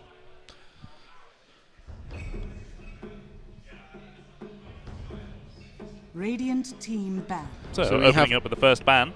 Bristol once again on the Radiant side, and Warwick once again with second pick. So same as last game. Yeah, it's going to definitely be a interesting to see what managed to get picked up on Bristol's first pick again. Last time, of course, it was the PA, so we might see that slip through again. 10 seconds Though remaining. it might be that Warwick are not so eager to let it slip 5 through the gap. seconds remaining. Although I don't think. Oh, we're Never having mind. some issues. Never Never mind. mind. We're not allowed to do the draft. A tier for the faller. What did you mean? Not allowed to do the draft. So sorry about that. So we're going to have to talk for a little bit longer. Yeah. Oh man, you're gonna have to listen to our dulcet tones for even longer talking about last game. I can carry on talking about Keeper of the Light. Oh man, yeah, sure. Hit me Yeah. up. What's your favourite part about the new Keeper of His the Light? new ultimate is insane. But how do you think about the loss of Spirit Form? See, it's more fun, I think, to play without Spirit Form. I don't know that it's necessarily stronger, but I think his new ult is better than Spirit Form was. I don't know, like, if I would have kept Blinding Light over as the ability that replaced the W, but at the same time, I think Mana Drain was At the same time, I don't balance Dota. Mana Drain was a really good ability, but I'm glad that they sort of got rid of it. Blinding Light is definitely a more cooler ability. So to speak. Definitely. Blinding Light's good fun. It's a lot easier to kind of save yourself with and allies, and it's also a lot easier to now when you're Void Chronos, you don't have to ult to ruin his Chrono. Yeah, you can just exactly. Chrono whenever. You can just ruin. You can just ruin out. Ruin ults whenever you want. Yeah, which exactly. is It's which brilliant. is important. It's brilliant. Which is really what I look for in a hero is my ability to ruin my team's screw stuff. others. Exactly. Oh man. So yeah, we kind of are just waiting on the draft to Teams come are back through again. into the lobby. We're finding out that Bristol wants to have second pick. Bristol this time actually around. wanted second pick. Ah, I see. So that explains the reset. Yes. Interesting. That means we get to sort of see where what Warwick are going to be picking up as their first pick this time. They might, depending on how the bands sort of work out, I think it will be interesting to see whether they go for anything that's of their within their sort of like comfort spectrum, or rather whether we're just going to see some more sort of classic. Oh my goodness, we really need this hero because it slipped through the band phase. It feels like right now there are a lot of very strong heroes where you can't exactly ban them all out within that first phase, even though you got those 6 bans. We're going to be seeing Warwick take Radiant this time, with Bristol taking the first pick of the draft. So swapping up the sides, keeping the picks the same though, because Warwick did in fact choose second pick last time. Yeah, just one thing to keep note of is how it's generally kind of easier to farm when you're on Radiant. The Dire Creeps sort of make... There's top lane allows you to easily drag the Dire Creeps into the hard camp next to the lane, just allowing you to sort of double up your farm if you're a Radiant player, as well as just let the creeps kind of shove off further down the lane. But also on bottom lane, the moment the creeps pull too far forward, you can drag them into your own hard camp and still have the vision advantage from where you're standing. You see, like, Dire players tend to not want to do the same sort of pull, purely because of their lack of vision whilst farming, because they can't see the high ground on the far side within the centre of the Radiant jungle, and they've got the lane to their back as well after they pull the Radiant creep wave to that camp. Right. So yeah, there's a lot of desire to be on that Radiant side, as well as depending on which whether you're going to be first pick or second pick. And also now with the new positioning of the map around the Radiant Shrine in the top lane, getting to Roche is a lot easier from TPing to that. You don't have to go round or like down those stairs around. You can just cut straight through where those trees used to be and get to Roche way quicker than you used to be able to. All right, and we are actually have a game once again, I believe. Wonderful. So we are going to load into the draft. 5 seconds remaining. So this time Warwick have there. Hello, welcome back, Charlie. How are you doing? Okay, yeah, we'll be seeing Warwick managing to secure themselves a first pick. Dire team back. There's the first ban, Dazzle, unsurprisingly, is followed up by another Lone Druid ban. Bristol, not big fans of seeing that hero get through. Probably going to be seeing some more standard bans kind of coming through. We'll see the Magnus manage to get through that gap. See the Magnus probably fill up one of these slots as well. Maybe even Rubik following suit. Remaining. Depends whether Warwick are going to be looking towards banning out that PA early as well, not wanting to fight that again, or alternatively the Grimstroke, which was Bristol's second pick last game. Yeah, I mean, with the Lone Druid, some teams just have kind of those bans that they always go with, for example, Keel, who we've cast the most, always went with the Tiny, the Nature's Prophet, and the Winter Wyvern as their first 3 bans. Some teams just hate playing against some certain heroes. Yeah, it's sort of Bristol's games plan doesn't really tend to. It really tends to differentiate. However, whilst we were looking at sort of Keel's run, it was very mid-focused, and it was focusing mainly on making sure that heroes can't turn around and counter-initiate, which is where a lot of their kind of bans came from. This time around, we're seeing Axe banned again. A lot of the similar, and the Grimstroke comes out from that Warwick ban. Not wanting to deal with that again and again. It was a very kind of oppressive force in that last game. It did a lot. So it's not surprising to see that one. I wouldn't want to play it again, I don't think. So we're going to see what Warwick's next ban will be. There's quite a lot of discussion going on as to what they're quite looking for here. Lich, standard, making sure that disgusting little ice armor doesn't slip through. And PA. Bristol actually going to ban the PA themselves, not wanting to do that. And the Magnus first pick. surprising one of his heroes that if it gets through, someone's picking it up. Yeah, Magnus managing to slip through the ban, all the bans, and we'll probably be seeing that go towards the off lane, providing that extra empower damage to some form of melee or even ranged hero. We might be seeing some sort of wombo combo lineup come out from Warwick, although maybe there's a little bit of doubt behind that, as we might not be seeing this Magnus being entirely surrounding his RP ability, but rather surrounding Shockwave and Empower. We'll have to see as Bristol pick up a Drow. It's a very strong hero at the moment. That ult allows you to flash farm so fast, especially if Ancients get stacked. One-shotting them is incredibly strong. The Rubik and then the Wyvern as well. Wyvern didn't do a whole lot of anything in the last game. I've had a few ults that saved people, but there were occasionally ones that were a little bit more hopeful than they actually worked out to be. Did get that one fun kill in the jungle, after which Wyvern herself horribly died. One thing to pick up on, Drow Rangers are really solid. It's not like a counterpick to the Magnus, so to speak, but it's a counterpick to whatever Warwick decide to pick up next as their core melee hero that's going to be beating on you with Empower. Gust, of course, blasting people away and making sure that they stay silent so they can't just keep chasing, is going to be incredibly useful for this Drow Ranger to kind of stay in the fight and beat some people up. Rubik getting picked. Drow Ranger tends to be seen more as a mid hero now, so I doubt we'll be seeing kind of the dream Rubik mid, but you never know. We might be seeing... 5 seconds remaining.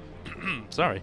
We might be seeing Infinity pick up that Rubik and take it mid, and then, yeah, we're seeing... I would love to see a mid Rubik. Yeah, it's definitely very entertaining and does quite well versus this Magnus Winter Wyvern.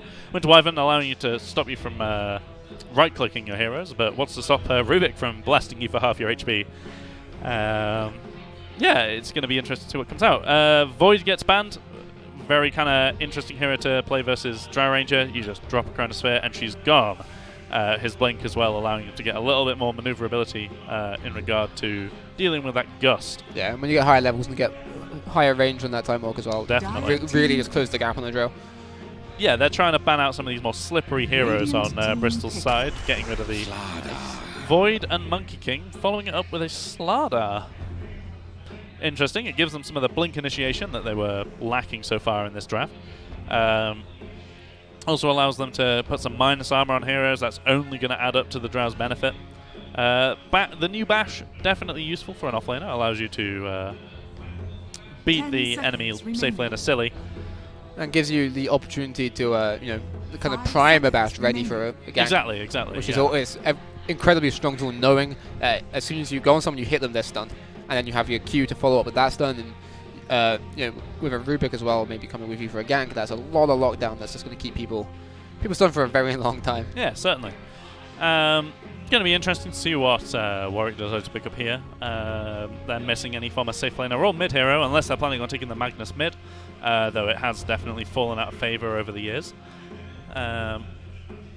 Yeah, it's just a bit of a wait. Don't remember the last time we saw a mid Magnus. Yeah, no, exactly. It's probably like so S4 playing. Quite unlikely we're going to see it, I think. Oh yeah. Yeah, it's just a gentle wait before Spirit Breaker. Spirit Breaker. Very interesting hero to be picked this game. Allows you to close the gap on the Drow Ranger without her silence managing to really do all that much. Bash is also absolute pain in the butt. Rubik, meanwhile, is able to steal some of his spells, but of course doesn't get the bonuses from a greater Bash. So it's a hero which manages to... And now as well with his changes and movement speed changes, he can do so much damage on that charge as well in going into the late game. Like if he pops his new ability, gets his bonus damage, it can do a lot just on the charge impact. They pick up straight the up with the Rasta, Juggernaut but with again. a Juggernaut Very, very quick pick into that Jug. It's interesting for Warwick to go for the Juggernaut again, especially in a game which they face kind of these scary blink initiations and stuns. So they are Bristol are definitely lacking the silences they once had last game, which is what Juggernaut really started suffering against as we got later and later into the game. There's also not really a Heaven's Halberd hero on the Bristol side. You've got of course the Slardar, but he might be looking more towards getting the Blink Dagger, Force Staff, Solar Crest kind of deal. So Juggernaut will be seeing a lot more action a lot earlier, rather than seeing the Halberd kind of cut him out of the game. Shaman provides a lot more of that push that the Drow lineup is kind of echoing in at this point in time. They're going to be, kind of easy for them to start getting early game pressure, and they can round that 10-minute mark onto towers and just trying to push Warwick back a bit and just make that the rest of that space that they need to kind of just this kind of lineup is going to take tier 1 towers very, very quickly. Yeah. The TA now getting banned on the side of Bristol. That's just a hero which is going to crush a Drow Ranger middle lane. Alternatively, it does do quite well versus Rubik as well. There's refraction charges, of course, meaning that your 1,000 damage Fade Bolt unfortunately doesn't insta-kill a TA. But yeah, it's very unfortunate. Just a solid ban coming out from Bristol. And we'll be seeing what gets followed up by Warwick. And I mean, both drafts kind of versatile at the moment, kind of with heroes being able to be placed in different places, especially Bristol's. Like this Drow could be going to the safe lane, could be going to a mid. The Rubik could be going into a mid, could be support. So it's kind of hard for Warwick to know what position they're wanting to be banning out. And they do go for a Storm Spirit, so I guess they're assuming this Drow is going to be in the safe lane and the Rubik's going to be the support. Interesting for them to have banned a Storm Spirit, but okay. I guess they'd think that the Drow is going to go safe lane then. Yeah. Seeing what Warwick pick as their mid hero is definitely going to be a point of contention as we see it come out. It says Zeus. Now, I do love Zeus. He's going to be very interesting to play up against with the Slardar Blink Crush. Of course, it's very much a case of who jumps on who. It'll be kind of echoing throughout this game. The moment Zeus gets jumped on, it's the end of the game, but it's a Queen of Pain as a final pick for Bristol, meaning that they are going to put that Drow Ranger safe lane. Interesting. Yeah. So, and then the Slardar probably going into that off lane. So having a quick, I think it seems maybe on the Radiant team who they're putting on what. Valorous going to be taking that Zeus mid, Anuraj onto the Spirit Breaker. Overlord taking that Juggernaut again. Yeah, we're seeing Infinity return to his middle lane, Quap. It's definitely a hero. Like, I think they kind of banked on whether it was going to be a decent lane for Drow going up mid against. Unfortunately, Zeus is something which Drow does not want to be brawling with, so they decided to pick the Queen of Pain instead. It's kind of an interesting lane, Zeus and Queen of Pain. They've both got an insane amount of burst damage, but of course, as Zeus gets more and more levels, that Chain Lightning is going to start really stinging, and the follow-up with a Thunderbolt is going to tickle as well. But equally so, the Shadow Dagger from Quap into just a couple of right clicks is going to really hurt that Zeus. You know, the slow from that really is not the dagger that you're as scared of as the slow just leading to her being able to right click you quite a few times. Yeah, we're seeing some GLs come out the moment the game begins, and yeah, A lot of manners. Gonna be the early game brawls are quite even, to be honest. Wherever the Shadow Shaman goes, it's gonna be a little bit difficult to respond. Interesting thing about Shadow Shaman is, of course, when he's dual laning, he can be extremely hit or miss. The reason we didn't really see him last patch, a lot of the dual laning heroes which were available all had stuns, and Shadow Shaman cannot deal with stuns in a dual lane. However, now that heroes with fewer stuns are coming more and more into favour, such as the Winter Wyvern that we're seeing so far, Shadow Shaman has managed to see this kind of resurgence into the scene, as his pushing capabilities as well as his insane amount of lockdown kind of puts him on par with a... 30 seconds to battle. He kind of becomes the defensive option compared to, say, a Lich. Yeah. Bristol sending 3 heroes down bot. It's going to be bullying that Winter Wyvern away from the rune. Probably just going to be able to pick both up. But top lane, again, the same situation. Warwick sending 3 heroes up to kind of just bully away from that rune. So highly likely we'll just kind of see a 2-2 rune split as each team backs away from their safe lane runes. Magnus popping in power on himself to try and bully for the rune. And onto that Spirit Breaker. As, yeah, they managed to both teams slip away with each other's runes, leaving it with a 2-2 split.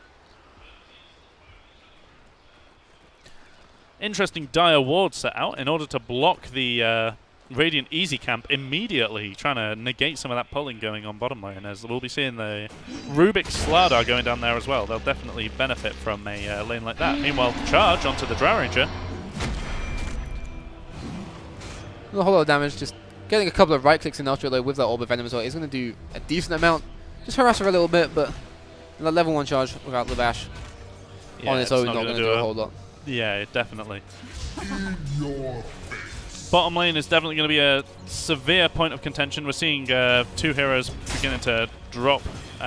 Winter Wyvern spamming out with a the Arctic Burn. Meanwhile, Rubik and Slada having an insane amount of kill potential in this bottom lane.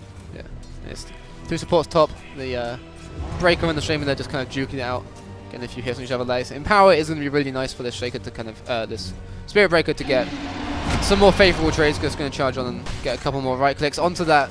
Shadow Shaman is causing him quite a lot of pain there. Going to have to eat through one of his 3 tangos. Yeah, this is the ideal lane for Warwick at this point in time. They've kind of got the 2 stuns set up versus a Shadow Shaman, meaning that they are going to be able to stay on top of whether that guy's spamming out his shackles or not. They've kind of got the skewer as well as charge as 2 abilities which are able to just cancel out the shackles from doing too much. Yeah, generally though, the lanes have managed to stay pretty static. There's a lot of trading on either side. However, there's not a lot of deals being made. Mid lane, a lot of damage coming out onto the Queen of Pain. Got a Thunderbolt waiting up. Thunderbolt, just on the 1 second cooldown there as she was moving up the high ground, so not just able to get the damage from that out onto her, but she is getting quite low. Lift comes onto Winter Wyvern. It's going to get stunned up, and this is looking really bad for her. The blocks coming out from the Slada. The spin onto the Slada as well, but he is just going to be able to get that last right click on the Winter Wyvern and take first blood. And he has a stun ready again, the Juggernaut out of his spin. And another bash. And there we go, there's another bash onto him. That constant bash, definitely guaranteed every 4 hits. It's just so, the reliability makes it so good. Certainly. 2 very nice kills there. Slada dropping very low, but just not dying. Yeah, unfortunately, Juggernaut not quite having the bullets to back up his Blade Fury. Mid lane, Shadow Shaman looking like he wants to come in, but kind of an interesting rotation as the Zeus almost certainly has the capacity to burst him down. I mean, definitely saw it coming as well. Zeus was up on the high ground, but backed up just a little bit, and I don't think really much like that Shadow Shaman actually could have done coming in there. The Quap just getting very low, but leading on the CS. 13-6 to 8-1 is getting quite nicely ahead. Mid lane, bot lane, sorry, both the heroes are getting pretty low. The stun does come out just to ward off any aggression onto them. And they're going to back up a little bit, get back to their creep wave. Many mangoes on Slada, giving him 4.8 health regen. And he's going to bring out a Salve and 6 tangos as well, so he's going to be there ready for... on the Shadow Dagger onto the Zeus. Tries to back away, but actually just doesn't have the health regen to survive through that. Going onto the Shadow Shaman top. This Spirit Breaker's diving pretty tight under this tower. They aren't going to be able to get in range for any lockdown onto him. Yeah, so he's going to be probably okay, maybe. Shaman's coming through. Drow just getting these slows onto him. He's going to come in for the stun. Shadow Shaman may have committed too much onto this. The Drow is going to be able to get the Spirit Breaker, but now it's going to get hit pretty hard by this Empowered Magnus. Not going to be enough. Yeah, it's 1-for-1 trade there. Both supports going down. Yeah, you could see Shadow Shaman really grasping to try and get the shackles off whilst Spirit Breaker was under the tower, but that lucky bash. Oh, and so much damage coming out from that Winter Wyvern blast. And the Slada's getting pretty low, but I think he's just fast enough. Actually, the blast comes out 8-2-0 with a huge play getting 2 kills. 2 huge Splinter blasts coming out. It's so much burst damage. And that last one just onto that last creep, just in range of the Slada. That was beautiful. That's a really good play. And evens up that bot lane a little bit in terms of the kills that occurred earlier as well, kind of makes up for them. Yeah, definitely. You can see one of the first Wraith bands coming in for Juggernaut charge middle lane. They kind of jump onto the Quap, but unfortunately not quite enough. The dagger is going to come out onto the Zeus. A couple of the right clicks. Going to follow it, going to do a lot of damage. He's got his bottle on the courier, but Quap already on hers, and she's going to blink forward onto him. But the charge also follows up. Charge is going to be enough to stun her, but he's got the dagger on him. He's going to be taking so much damage. He's going to die. Sylar coming in, but I don't think he has anything. He has no mana. They can't get onto this Quap. It's an unfortunate rotation as they are very close to killing that Quap. It's kind of this interesting issue with Blink. Some people believe that it's just a chance to freely go forward. Bottom lane. Stun out. Does have the spin up, so he's going to be able to get away. And then that was the Quap just really knowing the limits of that hero. Yeah, knowing definitely. The exactly moment you how saw she could Spirit blink Breaker forward. leave, the odds are he doesn't have a charge for a couple more seconds, so he will just go in with a blink and see what he can do to this Zeus. He's paying close attention to Zeus's mana levels and whether he can get away with such greed. And luckily enough, last time it worked out for him. Bottom Another lane stun again. out onto the Juggernaut. Doesn't have a spin this time, so he's going to be getting hit up pretty hard. They are just going to go in. They aren't going to be able to get the healing ward. This is the Slider does push forward a little bit to try and get that one right click that they need onto it. But going to stay just out of range, and the Splinter Blast is going to come out, just doing a lot of damage to them in this lane with that ability. The slows are now going to come out, but I think there's not enough mana on these Radiant heroes, and the Dire were already too far away for that to really manifest itself into anything. But now the Juggernaut is going to get stunned up, and he's pretty far up in the lane. But he should have a spin up again, just to kind of back away from that situation. He's going to find the Zeus in mid, gets a dagger and a couple of right clicks with a scream onto him, but Sonic gonna Wave take a is lot up of- now as well. going to take a lot of tower hits and just have to back away. Magnus building towards a Vanguard first this game. Quite interesting. Probably going to go for more of a Brawler build as opposed to the sort of Blink Dagger, Force Staff, Yules build that has kind of jumped into favor. Or Blink Dagger, Shadowblade Yules, I should say. Siler Just looking deciding. to beef up a bit in this off lane. The charge going off looks like probably onto mid. Going to get stunned up. She does have an ult ready. It's going to stun her up. Doesn't have an ult though, so the bash does come out 17% on his first hit, but she's just going to be able to walk away. The Zeus was too far away for any kind of pull up into that. Meanwhile, Bots Niche is probably going to go down. There's a lot of slows onto him, and the spin is out, doing a lot of damage. And this Juggernaut Winter Wyvern then can be nasty if you can get those slows with the Arctic Burn, the Splinter Blast onto you. Like, the Juggernaut can just run you down. It's like when CK Juggernaut used to be a big thing. You know, it doesn't have the root, but it has the slows that the Juggernaut needs to really use his abilities to their full effect and get the damage out onto you. Definitely. You're going to be seeing here, though, Quap is coming out quite far on the last hits game versus a Zeus as well, which is kind of a...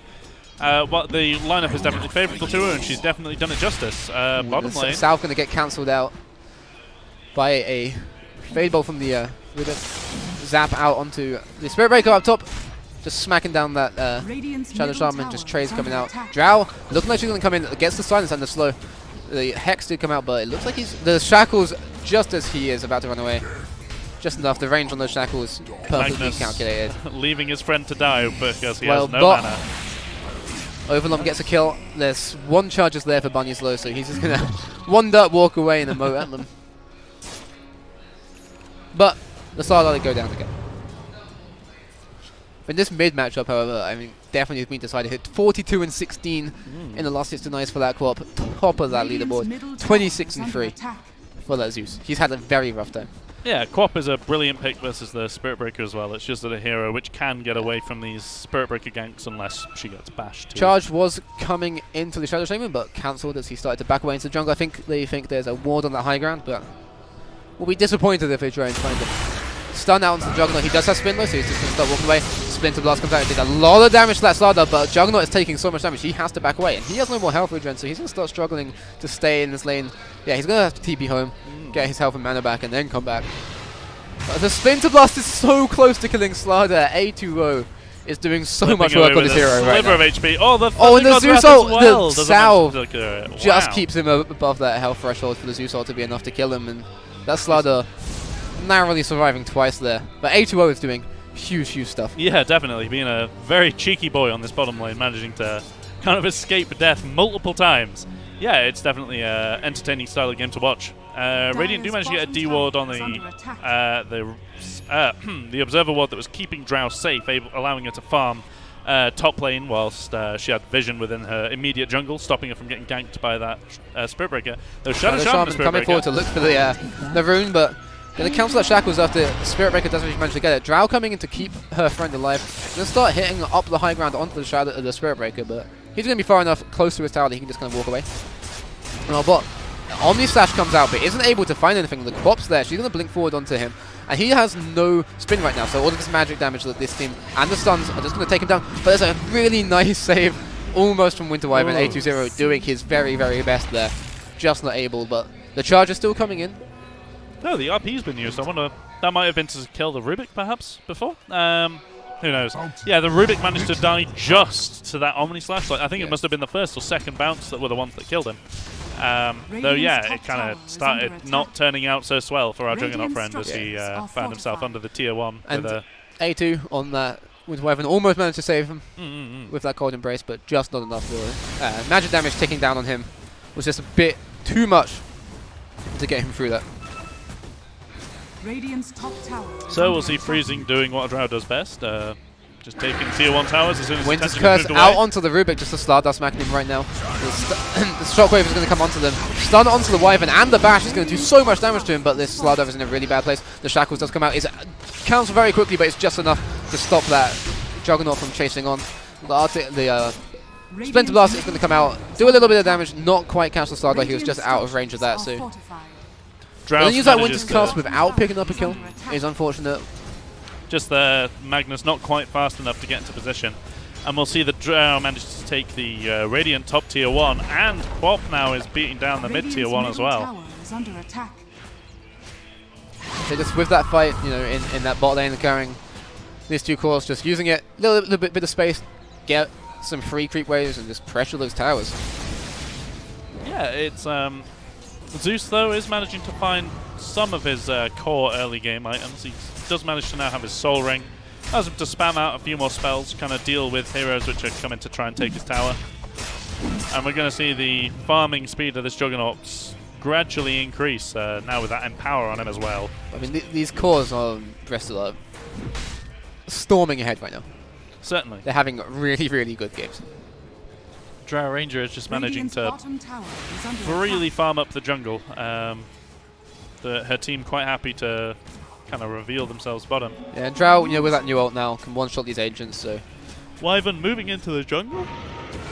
They'll start hitting onto the Drow, but ult does so much damage with the silence as well. A2 is in a bit of danger here. He doesn't actually manage to get down to the low ground, and... Yeah, the Shadow Shaman's Nugget is going to be hitting onto the Drow, but... doesn't have any damage, and just didn't manage to get down onto, away from them in time, and the Quap blinking forward, not caught in the ult, is able to finish off that kill. There's the unfortunately they don't pick up on the ward getting dropped just before the Drow and the Wyvern managed to clash, but we'll see whether that gets picked up over time. Yeah, they may expect that was the reason that he was up there. Yeah, though, so yeah. I imagine a sentry will be placed there coming up pretty soon. Yeah, quite a long laning stage almost. Oh, never mind. Charge onto the Drow, does have his ult ready, and gets a bash. He's doing a lot of damage to this Drow, but she is going to be able to silence him up, and with support coming in, but the Zeus ult is going to get the damage that one more right click is all that's needed, but the Spirit Breaker is going to pay with his life, although he does get the charge away. Do they have any kind of lockdown to stop this? They do. Yules. They have a Yules. He's going to drop. Pays for his life, but the kill on the Drow is important. Getting the Drow shut down for a little bit. Yeah, Infinity making the right kind of choices with his item build. Yules, again, is a super useful item this game. Allowing you to stop the Spirit Break from getting away. And stops Omni Slash from bouncing all over you, but also lets you take a breather from the constant harass of Zeus. You know, whilst that you got 2 or 3 seconds left on cooldown of your blink, you'll have it by the time you come back down from Yules. So, yeah, it's definitely a hero to watch out for. Sada invised up, but did actually go onto a sentry, so they did spot him out, and the invis is going to run out, so he is in a world of hurts. Just going to get the stun onto the 2 supports there, but the Hex does come out onto Sylar. He's going to chase on. The RP actually used and cancelled, and then it's used after that Winter's Curse. Secure those 2 kills. Just lock him down and beat him down. Yeah, just a very, very solid game inside. Solid 2 kills. Yeah, yeah. Just making the most out of what they've got, really. Their ultimates are relatively low cooldown as they go, for the amount of impact that they provide as well. Like, granted, reverse polarity, God, it's like 2 minutes cooldown level 1, I believe, or maybe even 3. Juggernaut with a very quick spin there to dodge that silence. Gonna let him get that rune and get away with his life. A ward is dropped on that rune spot a while ago, so they do know kind of rotations through that jungle with Juggernaut farming, but that was very quick on that spin. Yeah, it's I'm curious as to what this Magnus decides to build next. Now that he has his Vanguard, it means he's a lot more venerable against the Drow Ranger as well as the Charge Quap coming right forward clicks. onto the Queen of Pain. It's going to hit before she can blink away, but No follow-up stuns. Juggernaut chasing on up, but she is probably too far away for him with his current speed to do anything about. Yeah, unfortunately, he was looking for that sort of bash to give Juggernaut just a little shred of extra time, and alas, he does not find it. We're seeing Juggernaut go back for his Manta again this game. Rubik now looking like he might be in quite a bit of trouble here with a lot of heroes heading towards it, but he does actually have Blade Fury. So he's just going to be able to spin, steal a new spell, get that Shockwave, and just head away. And now Drow comes in with the silence, but the charge is onto her. One Zeus Bolt doing a little bit of damage. Winter's Curse out at the back of the fight. But Quap coming in now, just charging forward with a haste rune. Going to be doing so much damage. Cold Embrace is going to save him from those right clicks, but she's going to scream onto him and he is going to fall. Now it's 2 down, but the Omni Slash coming out and a huge Zeus ult, but it's just not enough to pick off that Queen of Pain. One more Omni Slash onto her would have been enough, but she might actually go down now. She does come in, but the silence onto the Juggernaut is looking pretty bad, and she has the Sonic Wave. She's going to turn it onto that Juggernaut and blow him up. That was so unlucky with those bounces just totally not different. going onto that Queen of Pain. Yeah. Now they're looking forward for Sylar. DJ is looking very low, but Sylar is going to get silenced up during that skewer and then stunned up, and he's going to fall as well. That is a lot of dead heroes on the Radiant side for not much return. Now the charge onto the... He's going to cancel it. He did have his ult, but the silence was there from the Drow, so... Shrewd move to cancel that charge, and Queen of Pain just able to walk away from that fight. Should feel pretty happy about that, especially quite lucky with those Omni Slash bounces. One more, and she would have been done. Yeah, that's the thing. Juggernaut managed to get enough gold for his Manta halfway through the fight. It's just so unfortunate that he didn't have it during it. That Manta would have saved him from, say, the Gust, as well as these slows from a Frost Arrow. That would have allowed him to just get on top of this Drow Ranger and put her in the ground, essentially. Unfortunately, then Quap managed to show up, and because Juggernaut hadn't managed to dodge as much damage as he would have liked with his Manta style, he then falls to the combined strength of a Drow Ranger and a Quap. Yeah, and Quap with the patience on that Sonic Wave, recognizing she didn't need it to get any of the other kills in that fight, was ready to just turn around on that Juggernaut and absolutely blow him up. Yeah, and slowly but surely with these one fights as well, we might be starting to see this Rubik increase in levels. One of the big fears is this Rubik managed to get up his passives levels super high. It means that the moment he steals some of these... Oh, that is going to be a dead Rubik level. Really nice Winter's Curse, but the Wyvern is going to get blinked on, but the Quap actually blinks into the wrong part of the trees. He isn't going to be able to find him, and he's going to get away with just killing that Rubik. But the wards are down, so this tier 2 tower is probably going to be sacrificed.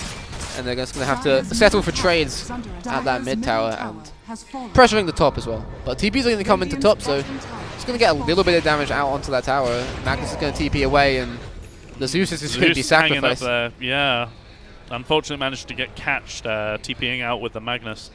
I think it's Magnus's TP was activated first, and Zeus was left hanging due to the increased TP time. We're going to be seeing more of these towers go down on the Radiant, and Dire's snowball just continues.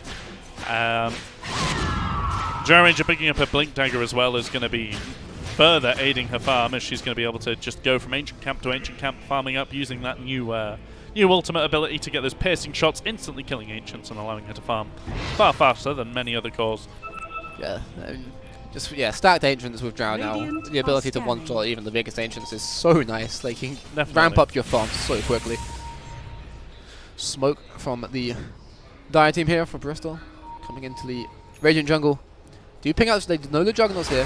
They're going to get the Hex, and he's probably going to be locked down forever until he dies here. The charge is coming out, but it's not going to be quick enough to save him. And now Spirit Breaker's probably going to pay for that charge with his life. The ult is really nice. Gonna be a lot of damage onto Wisesad, but not just enough to kill him. And the Quap wasn't caught in it, so she's just going to charge forward and get more kills. And now Winter Wyvern, for coming in to try and get that ult, is also going to pay with her life. Good intentions from the Spirit Breaker and the Wyvern there, but just not quite finding what they wanted and paying with their lives for going in to try and save the Drow, try and save the Juggernaut, sorry, and then trying to save the Spirit Breaker. It was a nice ult from the Wyvern. Yeah. It was slightly further down, the Quap would have been caught in it, and it would have been a very, very different situation because that Spirit Breaker would have got away. Yeah, unfortunately also there's Shadow no Shaman would have Magnus died. present in the fight either, so there's no Empower for your Juggernaut. Granted, he died before anything could really kick off. And a Blink Dagger now out on Slardar. He just continues to get scarier. Smoke up from the Radiant side though. We're going to be seeing whether they manage to secure much here. Doesn't look like the Dire managed to catch on, however. Well, there are Dire members in their jungle right now. Going to Zeus out just to scout out, find out where they are, but it's also probably going to tell Bristol that something like this is happening. They want to know where they are. That's not a Zeus ult that you think is going to get kills. Yeah, So it's definitely like you the see a scouting random Zeus out like that, use you of know it. they're probably looking for you, and you can kind of back away from Especially anywhere because that this they might is be able the to get. first instance of it happening as well this game. So unless it's like, oh no, I misclicked. Yeah, we're probably not going to be too shocked at some of these answers to a sudden Zeus ultimate. Slardar hunting for kills, it seems. Have to Arctic manages to get up over that cliff with that flying movement and get away with that Empower, and a Splinter Blast. Creep waves are going to die very, very quickly. We'll just be seeing how Dire set up now to try and take that top tier 2. Charge forward. DJ on the Slardar getting pretty low, but the silence comes out onto the Magnus just as he gets into that fight. The bash is going to come onto the Wyvern and he's going to fall so quickly. Silence still out onto the Spirit Breaker. The Zeus ult comes out and does quite a lot of damage. They're all falling low. The Omni Slash is really nice onto that Shadow Shaman, going to take a lot of damage. The Slardar still getting away onto, say, Sliver of Health, but the way downtown Spirit Breaker ult is going to be enough to finish him off. Now Rubik in a lot of trouble. The Skewer comes forward with the Shockwave to drag him back in. It's going to be enough to take him down, and that's a 3-for-1 for the side of the Radiant. Yeah, it was a very, very Sorry, convincing nice fight. There were a lot of good No sides there as RP well. used, Drow. no Thunder God's Wrath used. So sets them up to just swiftly move into the Roche pit. Yeah, and Drow got a really nice silence as well there. The Magnus came into the fight and instantly silenced him, but that was very nicely played from the Radiant. Getting a couple of kills and opening themselves up, go straight into the Roche, but in the bot lane, Queen of Pain is just in their base, killing people, and she's got a DD. This Zeus is in a lot of trouble. Yeah, he doesn't have anything like a Yule Scepter, so She's going to ult him, blink forward, get another hit, and yeah, they're taking Roche right now, but she's taking your towers, and now they're coming into the Roche. This Juggernaut's the one put really nice RP low onto 2. They're taking a lot of damage from the spin, and they're going to have to start to look out, but the Slardar blinks in, gets a stun, and the wards are dropped. This is really, really bad for the Radiant now. The shackles are up on the Magnus, and he is just going to drop, and Roche is so low, wards are in there. That's a free Aegis. just to add insult to injury, Roshan bashes just before Juggernaut can get off any of his spells, and then followed up by Slardar. It's clear to see which side Roshan's on this evening. Catastrophic 30 seconds for Warwick. 2 people die in your base to a DD Queen of Pain, and then you lose your other 3 people and Roshan. It's kick in the gut for really, really could not have Warwick. gone worse. And now Lincoln Sphere is up on the Queen of Pain, so she can't even be charged anymore. With 3 dead, there's no RP, they know this. There is a Thunder God's Wrath, but How what's much is that gonna really do? doing right now late? Queen of Pain is the perfect answer to it, as she can blink regardless of taking damage prior to getting the blink off. Lincoln's broken again, Thunderbolt. They're going to be charging forward, looking for a Winter's Curse it looks like, but they're very, very well split up, and it's just going to have to use it on the Drow to stop her killing that Spirit Breaker. But now, Wyvern A2 has stayed way too forward after that ult, and it's going to get jumped on straight away. Silence out onto the Juggernaut. He's going to have to use his Manta Star to dispel that. Charge out onto the Spirit. The Shadow Shaman. Omni Slash all going onto the Drow Ranger. Going to get that Aegis down and kill the Rubik. That was a really nice Omni Slash. Shadow Shaman's pretty low. Going to struggle to come back in. Drow does get the blink out just after the Aegis, and they're probably going to have to back up now with those 2 dead heroes. But they got a lane of racks, they got a tier 3 and another rack. All things considered, that's fine. Very for solid Bristol. fight. Yeah, Bristol continuing to ramp up their gold advantage as well. Like, it doesn't seem this fight was too much of a kick in the shins for them. Granted, I feel like if Rubik didn't go down there, they might have been able to continue fighting. Now that he's got those max levels in his passive, the moment he starts stealing some of these damage abilities, particularly Thunderbolt, is going to be really nasty. They'll be able to see this Rubik really turn fights around. Or picking up some of these CC abilities with that status resistance, Definitely, but a yeah. debuff picking up a Winter Curse and RP. Like, yes, that ults are hard to pick up, but just getting more lockdown with this Rubik is so strong now just because of that status resistance debuff. You stun people for a significant amount of time.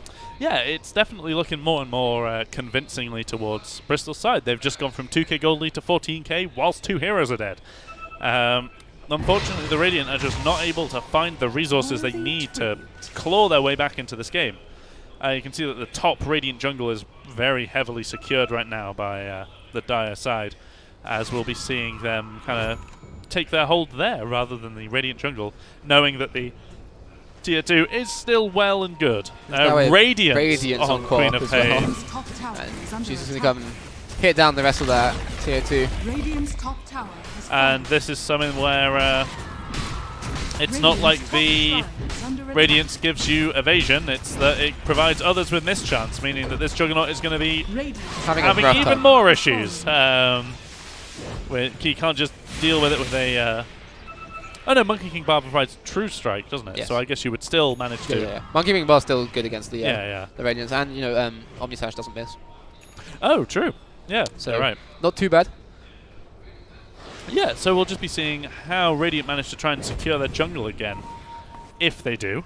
It's looking quite scary for them at the moment, as they're desperately trying to find a way into this game. Magnus being a little bit greedy here, venturing out of his base to push out top lane. Meanwhile, the Shrines Yeah, the Shrine going. They took under top one. siege. Going to move on to the bot one and just slowly work their way through, Yeah, there's quite eking out clearly every not little much they can bit do. of net worth advantage up to 16k now.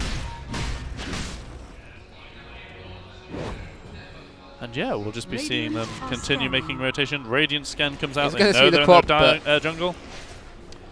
What are they going to do with that scan? Yeah. Is under attack.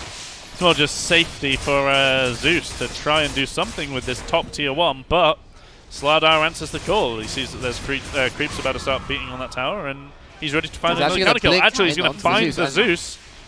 Another Zeus managed TP is to do going to come some in, but he's just going to Ankle breakage out and of slips away. Yeah, Quap also TPing in there, so a little bit of breathing room created around their own base there, but Quap and Slardar just going to storm down mid, top, sorry. Push out these waves and get straight back to pressuring. Charge coming out onto Drow Ranger, maybe looking to try and do something when they know people have TP'd away, but Quap is very close in the neighborhood. Oh. And Spirit Breaker just going to get stunned up straight away. But the Omni Slash is going to be really big, getting a lot of damage onto the Slardar and killing him. But the Juggernaut just gets locked down before he can use anything. The Quap And blowing up with Sonic Wave. Rubik steals the Omni Slash as well. 2 buybacks have to Fight come out continues here. further south. Or not. Yeah, it Yeah, was they're gonna buy back super and unfortunate. The rest of their team managed to get out. mm. Drow still sticking around in the neighborhood if they can maybe get a charge onto her. Juggernaut actually gets more crits, so he takes a shred of damage from the Slardar stun just before he Omni Slashes. That's his blink on cooldown for 3 seconds, and he crits like 4 or 5 times during his Omni Slash as well, so he doesn't get his blink off cooldown in order to jump to these other heroes. It's almost like his luck was unluck. He blew up the Slardar, but Yeah. Unfortunately, he doesn't actually have enough time spent bouncing to jump to another hero with his newly refreshed Blink Dagger. and Bristol, they're backing off. They're happy that they got 2 kills. They forced 2 buybacks. Yeah, So you need to force that issue right now. They can just back off and then go back in a second. So smoke up from Dire, hunting for kills now as the Radiant believe they can start resecuring their jungle. Dire's Never mind, top they all tower run is under right back to attack. base. Yeah, just being outside their base is so scary for Warwick right now. Magnus doing whatever he can to secure his team a little bit of the map as well as a little shred of gold. And As, Magnus also the only one with buyback. middle lane, Radiant's Going in, getting the racks. fallen. Cold Embrace having to come out, so on cooldown for a little bit. Quap pushing forward. Lincoln is popped, stun out onto the Juggernaut. Spirit Breaker ult does come onto the startup. He's just going to have to sliver in and sprint, run away. Huge RP! A huge RP into the Winter's Curse is going to take down 2 right now. That was a massive play from Sylar. Now they're just going to start pushing forward, but a big silence comes out of Drow onto 4. It's going to maybe dissuade a little bit of pushing. The Quap is going to start hitting onto the Spirit Breaker, doing a whole load of damage. Juggernaut's actually going to blink forward, and he's just not going to be... The stolen RP onto the Juggernaut's going to lock him down. But he They're has just an gonna Omni start back onto Slash. him. Does have Omni Slash, but he's taking a lot of damage from Oh. his Quap right clicks. Drow went down, has brought back. He's going to be looking to come back into this fight. She's just only being able to TP to the Shrine, though. Melrose having to actually TP away from this clock because she's so threatening. Now clock is going to push back on in, take out that Winter Wyvern. What was an extremely hopeful-looking fight, unfortunately, turns away. That stolen Radiant RP. Fire, and they managed to find Sylar. Sylar does have the buyback, as does the Winter Wyvern. And going on with their voice lines now. They're feeling good. Yeah, Radiant That stolen Radiant's top tower RP was huge. crazy. That was Perfect sort of turnaround. Exactly what Dire were looking for in that the fight. Juggernaut was going to wreak havoc there. He did manage Jump to take forward. out the clock. Quaff. The Drow, sorry, but Quap blinking forward, taking out that Wyvern just after she brought back, and now Zeus under threat from her. And she just has absolutely no fear. Radiant structures are fortified. And it looks like they're just going to be pushing for the Megas here, and there's nothing that a Zeus and a Magnus can do to stop this. Even with the Spirit Breaker back up, yes, he can charge, but he'll die. Radiant's top barracks. Yeah, it's interesting because the Crimson Guard, they're trying to get that to protect their buildings more, but Magnus is also forced to use it defensively when all this melee damage is just getting And with the slammed into him. snakes, they're just going to go further GGs. Definitely, yeah, they're looking There's to a lot win of this damage on game. these buildings. Charge out onto the Spirit Break, onto the Slardub. It's just going to get silenced up. He can do anything. He does have a Blade Mail, but there's too many people hitting into him for it to be really relevant. Zeus And now- dropping low and falls as well. Oh, not all the snakes can actually hit the Ancients, but there is enough. Too many GG is dead. the That is call. GG. 2-0 to Bristol. More life out of Warwick in this one, I think. There was really just that one situation where 2 people died in the base, and then the Roche fight happened. Yeah, there's 2 just died at Roche, and tiny- they got a free Roche. There's was two, really like, just There's the tipping point.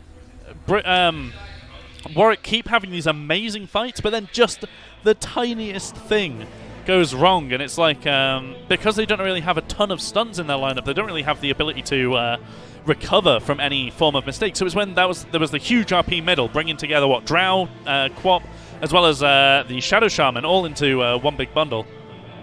And I believe Dota Plus was saying, was giving Warwick a little bit of win percentage at the start of that game there, but the rest of them just the cores. It was really just like last game. Yeah, I'd say like a lot of the supports definitely came up really big for Bristol, but this game just the cores ran away with it. Like definitely they did so much.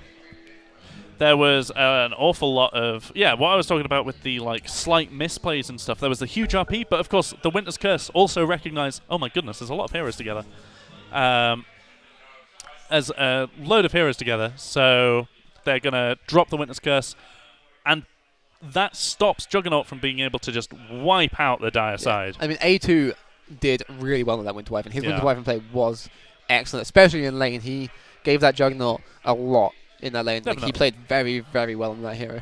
But Bristol as well were very good at playing around his ult. Like, there were so many fights where they just were perfectly positioned to not get stunned out by that. I think I'm definitely excited to see what they come up with next. We're gonna see them just go the whole tournament without a single loss. We might, which would be pretty insane. Which will be Yeah. definitely very exciting. We have before we see if they manage to take the full sweep of tournament, going to head to a quick break. We will come back with Game 3. It is Bristol 2, Warwick 0 here at the NSE Dota 2 Winter Finals.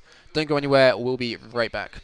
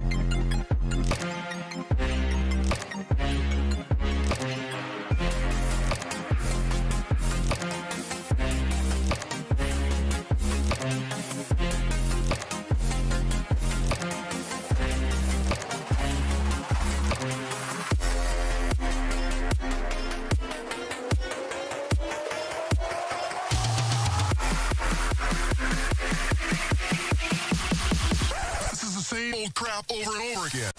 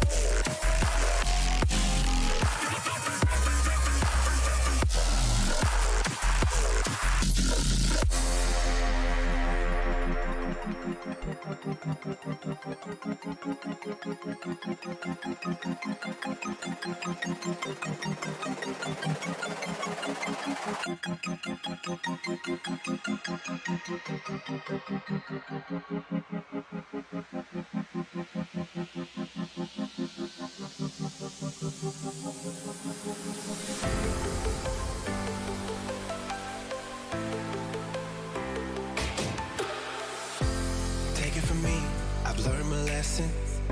She gave everything, she was such a blessing. But from day to day, she would change her ways. Give me her love, then she'd take it away, take it away, take it away.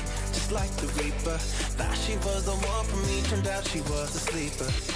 Sleeping on me in this game of love. I was too blind to see it'll never be enough. So good is never good enough for her. She won't stay for long while she's bringing you down, but she'll suck you right in with what she's doing. You'll want her somehow in her final bow. She's like an elevator, elevator.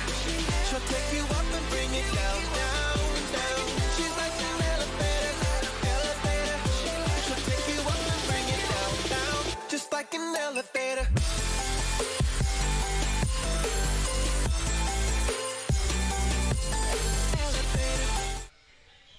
Welcome back to the NSE DOTA finals. We have just seen two pretty convincing victories from Bristol to Definitely, take yeah. the lead 2-0 up in this series. Best of 5, so one more game, and they are your champions. Yeah, we're both, again, we're super excited to get into this game. We keep seeing Bristol kind of pull off these incredibly convincing performances, as well as there's a lot of like hope and cherishing thoughts about Warwick, as some of their plays have been spectacular. It's just those tiny little details kind of twist out the wrong way. There's tiny and details, and then there's unfortunately- also a crop killing 2 of your players under your barracks while you also lose a Roche fight. And there's details, and then there's just agonizing things to watch. Oh, so Coin toss coming out for game 3. I think And Bristol Bristol winning are the going to coin win the toss, so see what they pick. They did opt for first pick. will we last just game. sort of seeing how it works out this time? They don't seem to be too afraid of the Warwick's first picks, as last time it was Magnus. Yeah. I mean, the Magnus did quite a lot. Yeah, the Magnus definitely saw a lot of use. There were a lot of really good RPs coming out from him. Like, it's just unfortunately this Juggernaut hasn't been working up to everything that they want it to be. It definitely has the potential to get there, but then like every game it seems that there's just these tiny little issues, which are just completely unavoidable. Yeah. So Bristol are going to take Radiant, and Warwick are going to use their choice for second pick. So going to give Bristol that first pick over. And we are actually just going to go straight into the game. Into the draft. So we should be joined by Charlie now, I believe. Yeah, hello. Hello, we can hear you. Good job. Oh boy. So, seeing. for that first Dazzle ban. Again. Yeah, exactly. We'll just be seeing more of the same. Maybe they're going to let Dazzle through with their first pick to try and pick him up. You know, Bristol. never know. banning Lone Lone Druid, they're not. They just hate their hero. Yeah. Just really hate their hero. I can kind of see why, because a lot of their lineup depends on just being able to take people one at a time, and they sort of rely on the enemy team wanting to fight rather than like running away and kind of getting the snatches as they kind of go forward. Lone Druid's one of those heroes that can run and fight at the same time. So naturally, and Savage Roar as well, is the perfect disengaging tool. Especially with Bristol being Radiant team so back. aggressive. Exactly. The Grimstroke yeah. again was very strong in that first game, so I can see again they Another probably ban. just don't want to play it again. And then straight out with the Axe, another hero that Bristol has just banned every game. Yeah, exactly. One of those heroes they just don't want to play against. Like they clearly have this idea of how they want to play the game, and it's working. I mean, it's been working all series, so all season, in fact. So why would you, go away from that? And if these are heroes that you know are going to get in the way of you playing the game how you want to, just get rid of them. Axe is also a hero which is whenever your team begins winning a fight, you tend to just end the fight and win. There's no like the fight just brawls out with Axe dunking maybe one or two heroes, and that's it. It provides no chance for a hero to slip away on slivers of HP. It's just dunk after dunk, and that might be a reason why Bristol tend to ban it. It's always this like Lone Druid Axe bans, because it's one of these heroes which aggressive heroes. yeah, exactly. We keep seeing Warwick picking up fights really well, beginning them, and then they might begin to devolve as the fight kind of develops. And Axe is one of the heroes which ensures. I mean, at the end of the day, if you're losing a fight, you also just straight up lose. Like that's the kind of duality of Axe. However, he does provide a lot of capabilities for Warwick to just keep rolling forward. And again, the difference between not wanting to deal with Drowick again after that last game. the difference between how both teams here are banning, that Bristol obviously have just this game plan that they want to execute, and they do execute, and they're banning against that. Warwick banning more proactively. Like, okay, so they picked a Grimstroke and it's really good against us, we'll ban that. They picked a Drow and we didn't want to play that against that again, we'll ban that. Very different kind of banning styles, and I think it shows a bit more confidence in Bristol's just game plan. There's definitely, I reckon Bristol are kind of looking at this. There's a lot of big bans that they can try and get out of the way here. But they do have first pick as well. So they might be looking at the Magnus again. Dazzle's still and Dazzle is also still in the pool. So if Warwick decide to let that slip through, or alternatively let the Magnus slip through, we're going to see Bristol probably pick up one of those heroes just immediately. PA is another hero that has managed to get through, though they didn't ban it last time, I believe. Actually, Bristol banned it second phase last time. Oh, they did, okay. Oh yeah, of course, because they didn't want to play PA Magnus versus their lineup. And they do ban the Magnus in the end. I feel like there is a bit of respect behind that, because Magnus did get quite a lot done Magnus that game. was definitely kind of a strong point of that draft last game for Warwick. And it's clear to see that Warwick kind of know what they're doing when they got that hero and on then side. they take the Dazzle ban. And PA first pick. Instant in PA. Such a strong hero going on this. But the Lich did get through that ban, so manages to... really, his two new abilities, Sinister Gaze and his new Ice Armor, are just very, very strong. Yeah, it's also worth noting, so Ice Armor, of course, obviously increases your armor. The AoE slow as well also hurts Phantom Assassin quite a lot, because of course, if you're trying to keep chasing and you're trying to beat them with your physical damage, your crits are going to be hitting for less damage because of the Ice Armor. Furthermore, you're slowing them. The moment PA's already used her blink, odds are she's not going to manage to keep up with you if you've got some slows like the Lich does. Yeah. And Sinister Gaze. Sinister Gaze, you don't attack whilst you're ensnared by Sinister Gaze, you just move towards them, which is two totally different things. It's not necessarily like an Axe call where he'd blink in, call, and get one-shotted by a Phantom Assassin. Rather, Lich is just going to be able to disable this PA as long as he's not interrupted for 2-3 seconds, perhaps. Taking a long time on the second pick. They're going to be looking for something that... Looking for something to deal with this PA even further. I think their entire draft might revolve around just shutting PA out of this game. It might be actually that they decide to pick up one of their core heroes in the first two picks, because Warwick have been very much tending towards they pick up their two supports first, and then they build into their cores afterwards. Granted, they first picked the Magnus before. Centaur, very interesting hero versus PA. Then sorted out. Like, that's definitely a hero which is great versus Phantom Assassin. You know, that again, like I was saying, the moment you blink, you can't jump in on the Centaur already. Especially now, like he has his new return, he's going to get so much physical damage, turn it back around on you, and Like, he just has to hit a couple times, and he's going to be doing significant amounts of right click. Grimstroke this 10 time also hasn't seconds managed to slip through the pool, so we might be seeing an interesting support pickup here for the Bristol 5 Brood seconds pickers. remaining. Huskar is still through as well, although they didn't ban Huskar again last game. There's actually room for a Kotl this game. There's always room for a Kotl. There's always It's actually room. kind of useful in this game as well, because Centaur relies on staying on top of your opponents. Lich relies on being able to sort of cast his spells, but if he's getting interrupted, Radiant having to team stare over at this. There's Yeah, the Crystal well, Maiden. Your Charlie, your our wish is observer, Bristol's is demand. It very, seems. very happy. Dire team ban. I just hope they have the dog cosmetic. Whoever plays her, best have a dog. This is likely acknowledging Bristol realizing, like, uh-oh, we're going to be laning PA versus Lich Centaur. You're going to be wanting to spam those daggers out like no tomorrow, and CM definitely allows you to do that. It You know also who else allows you to do that? Kotl. Kotl fans, yeah. And you can do 2 daggers because of the cooldown reduction.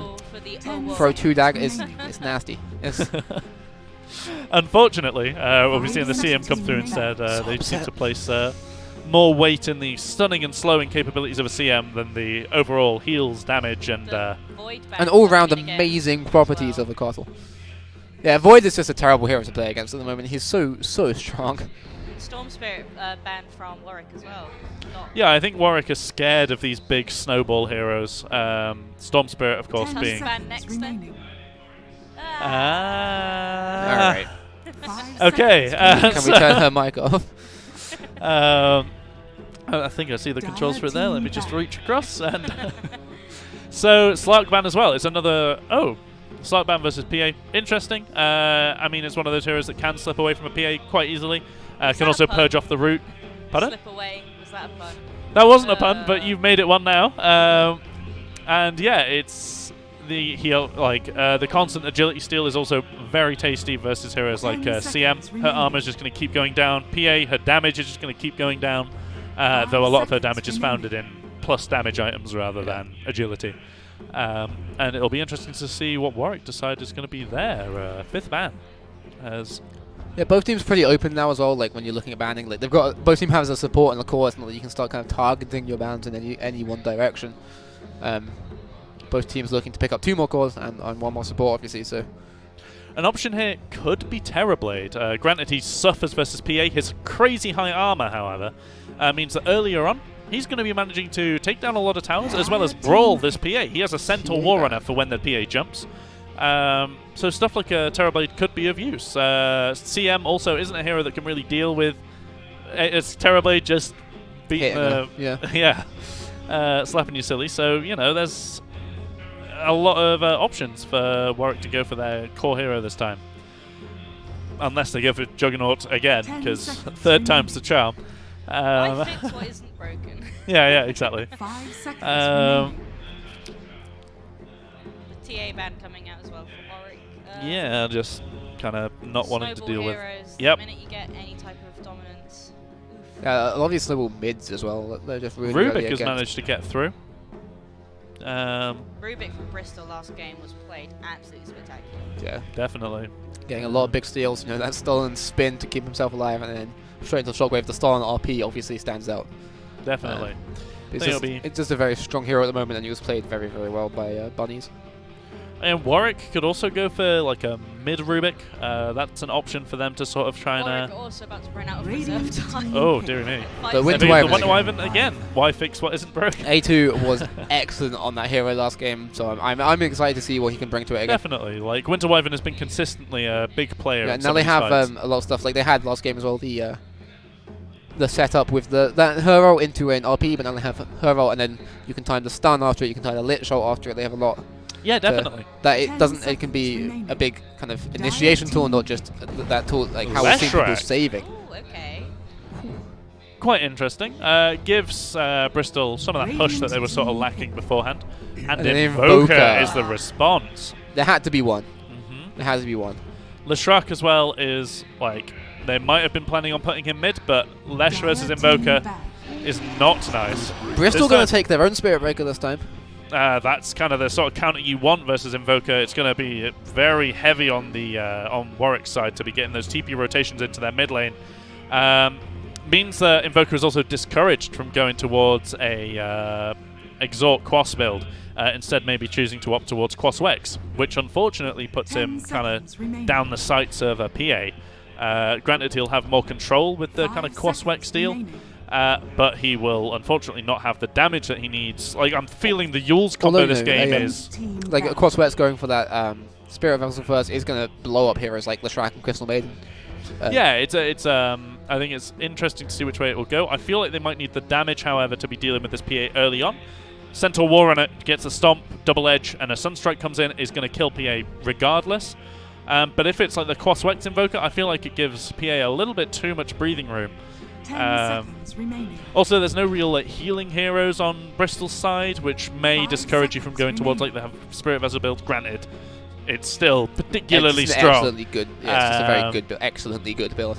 But it just depends on where your priorities are going to lie. Is it going to be on snowballing this Invoker out of control and hoping that the Spirit Vessel Urn kind of and Cold Snap combination is just going to roll over Bristol? And Bloodseeker's the response.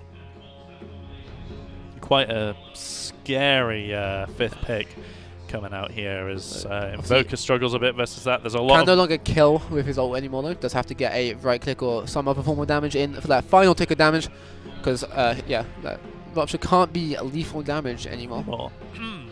Yeah, it's definitely going to be difficult to see how Bloodseeker is, because Bloodseeker is either going to see and there's the Terrorblade. So we do see it right at the end, which is quite interesting because Terrorblade tends to have, it's a very sort of middle groundy matchup between Bloodseeker and Terrorblade, though of course Terrorblade sort of wins it out the later he goes. Yeah. And then PA versus Terrorblade, it's two high damage heroes versus each other with extremely high armor. So there's no clear winner in that scenario. But backed up with an Invoker, we might just be seeing ourselves go to a Game 4. It doesn't look like either side has a particular outdraft. No, I'm very excited to see how this one pans out. Terrorblade last pick is pretty bold and I like it. First Invoker that we've seen in this series, obviously. It's a very... always kind of has been that popular pick in mid. Going to be against the Bloodseeker though, so might struggle. Yeah, we'll see, because it's DJ picking up the Leshrac, so that's going to be a support Lesh, I presume, joining his buddy Wizazak in the support duo. Bunnies will be taking the offlane Spirit Breaker, Bloodseeker middle lane, and a PA top. Oh, PA safe lane there. Kind of scary offlane duo, Spirit Breaker and Leshrac. They've definitely got the harass factor from Leshrac's lightning, as well as the kill potential with charge, followed up by a big Leshrac stomp. As we get into our game 3 of the NSE Winter Finals. Wizazak has played a lot of CM, and Infinity has played a lot of Bloodseeker. There's some high levels. So, making our way into this game, we're going to see it might actually be an Exhort build coming out from Invoker, as he does take the initial levels in it, starting up. Maybe just looking to get that extra damage to help him in that lane against that Bloodseeker. Yeah, because he could just opt to do Quas Wex immediately after, but Freezing, I think he needs the damage versus a Bloodseeker. Yeah, freezing, giving a shout out to the boys back home. I'm sure he's going to doing his best to win this for them. And Sylar, shout out to Sam. We'll help him out. Hitler's shout outs up on the stream for them. So, mid matchup is going to be hotly contested. Bloodseeker tends to win the lane, so it's a but Invoker, of course, depending on the skill of the player, it can go either way. Overlom, it's going to be interesting to see him play Terrorblade versus this lane, because there's a lot of kill potential that can also just sort of ignore your illusions. Relatively high armor as well, as they actually jump forward now. A lot of stuns coming out onto it. He's actually going to pop his Metamorphosis to help fight this. Just keep his buddy alive. And Spirit Breaker really not taking much damage from that Meta Terrorblade. Just going to taunt his way away. And that's no Metamorphosis now in the lane for 144 seconds. That's really long. Yeah, like you'll see the initial effects of it early on. Sylar. So this ability is so good. Gonna back off though. It's gonna get the rune as PA. It's gonna head round and get their rune instead. Well, Bunnies actually manages to take down A2 on that the rune and on that Winter Overlong. Wyvern, and Just going to TP back in, but there's a lot of lockdown in this lane. And Yeah, and it's going to be all 4 runes for the Radiant, given they go back and pick up their top rune as well. Sylar picked up the... Oh, sorry, all runes for the Dire, so my bad. no, Sylar picked up the... They swapped runes, but... Oh, did they? Yeah, Freezing went and took the Dire one. Winter Wyvern just getting some harass out, and... Bunnies are opting for that mental harass with the taunt. It's so annoying, that noise. It's actually, they have a very annoying lane just in that, and that they have the 2 most annoying taunts in the game. Never underestimate the ability of tilting your opponents by emoting at them non-stop. Mid matchup are going to be important. Take a look at the last hits and denies for these aids kind of kicking it off. Yeah, it's Exalt Invoker has the capacity to always secure his range creep. Bloodseeker, however, also has the capability to secure his range creep. So it's this awful. And Overlord taking a lot of harass now, and with no meta, he's forced to kind of get up on to these creeps and try and CS in melee range. Gonna miss a couple of under tower. CS there, well, mid lane looking to be very, very much going in the way of Infinity on that Bloodseeker. 6 and 3 against the Invokers 1 and 1. Just all lanes right now really going in the direction of this Radiant team of Bristol. As the charge is coming on, I'm sure it'll be cancelled. He's just getting back into the lane as Overlord does salve up. Overlord is actually quite happy to charge under the tower, top lane. As There's a lot of stuns coming out to him as well. They're actually going to take this Terrorblade down with the stun and the lightning from the Shrek, and now they're just chasing down A2 on the Winter Wyvern. It's going to Splinter Blast. They're going to get just out of range of that, so not going to do anything, but it's enough to deter them to just back off a little bit, keep themselves alive. But they just dove tier 1, killed your Terrorblade, almost killed your Winter Wyvern. That's ballsy, and it paid off. Definitely. They managed to secure themselves a little bit more of this early game into their favor, and they're going to really need it this game. Right, definitely coming out to Freezing. Ooh. That taunt also very annoying. Very annoying. They've really got the trifecta here of a lot of damage coming out. If they have a Frost Blast, which they do, he's just going to drop, and they're carrying on to Rizazak. And with this Frost Shield, it's just taking so much damage, and he's so slow. He can't go anywhere. That's a really, really nice play from them in bot. But mid lane is pushing onto Melrose really hard. They've got so much damage. The Sunstrike's going to hit him, but it's not enough. Just one more right click, he's going to get the heal up from that, so the tower's not going to kill him. And it's actually a Wex Exalt build from Invoker, so he's going more for the right clicks and that high damage meteors rather than the more traditional Cross Wex or just going so you can get the Alacrity out and try and get a bit more attack speed and damage onto this Bloodseeker, but 17 and 9 to the Invokers 2 and 1. That is brutal. Definitely. Speak. Bloodseeker is definitely able to. Yeah, I know. Bloodseeker is definitely able to secure most CS. Oh my word! Yeah, you just said 2, and I only realised who you were talking about. Yeah, I said the numbers that are really high for one hero and really low for another hero. I didn't even clock onto the 2. I thought it was like 22. No. Just 2. Well, now 3. He got another, but this is really bad in the mid lane for him. Arctic Burn used up top. Gonna use that reflection to try and get a little bit slow, but the charge out. Splinter Blast is going to be chasing him, and Bunny's actually going to take a lot of damage here. And the Meta is going to come out, so he's going to have a lot of right-click damage, and this might be enough just to kind of get Bunny's to back off on mid. Yeah, Bunny's dropping very low to this. The stun from the Shrek actually going to miss, but it seems like nothing is going to come from this, and Centaur's going to pause out. Mic issues for the Dire team here. But this top lane is really hard for the Dire. As is mid, like, these lanes just aren't going their way. Sorry. Yeah, it's this game is just going to be packed with action from the start. Like Spirit Breaker is able to just roll all over the map in this game. But the issue is for Warwick is that all the action is just aggressing onto them, and they don't have much to do about it. Yeah. Even top lane, you get the Cold Embrace. All you're doing, it's just you're giving the Shrek a free stun. Definitely, they don't at the moment. They don't actually have the return that allows them to sorry, not the return. The Stampede that allows them to just slip out of some of these engagements.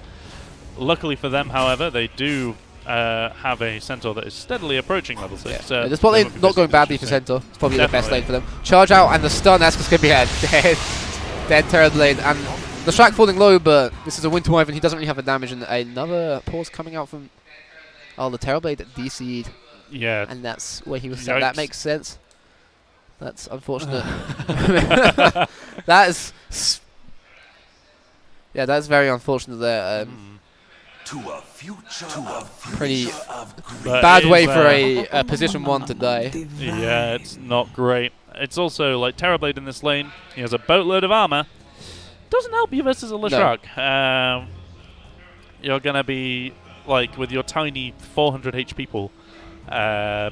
Just the stun as well as a lightning bolt follow-up is gonna be more than enough to tickle your way. Very attractive courier on the side of it's just Warwick. the stock courier. Yeah, It's very personally, it's my upsetting to me. favorite. Oh, the red panda is very cute. I'm a big fan. Carrying his little drinks tray. Is that the sound of the meteor that's making that weird noise? Yeah, I think so. Yeah.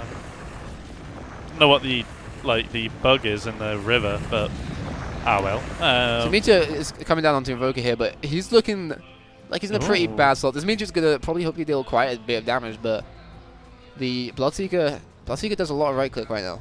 And yeah, the thing is, Invoker needs to either stand still so that the Bloodseeker doesn't just race ahead and get away from it, or alternatively, if he runs, Bloodseeker just follows him and escapes the AoE. Yeah. So not looking amazing for Invoker in that lane. So yeah, without the Arcana, so Charlie is disappointed. Nods from Charlie. Yeah, she's unfortunately not got boatload of levels on her side, but she's doing what she can. But the lanes are going right now very, very well for Bristol. We're just resetting the Terrorblade's PC as there was some form of issue that caused it to crash. But yeah, lane domination really here. Like just the 27-13 against the 7-2. Yeah, it's very exciting.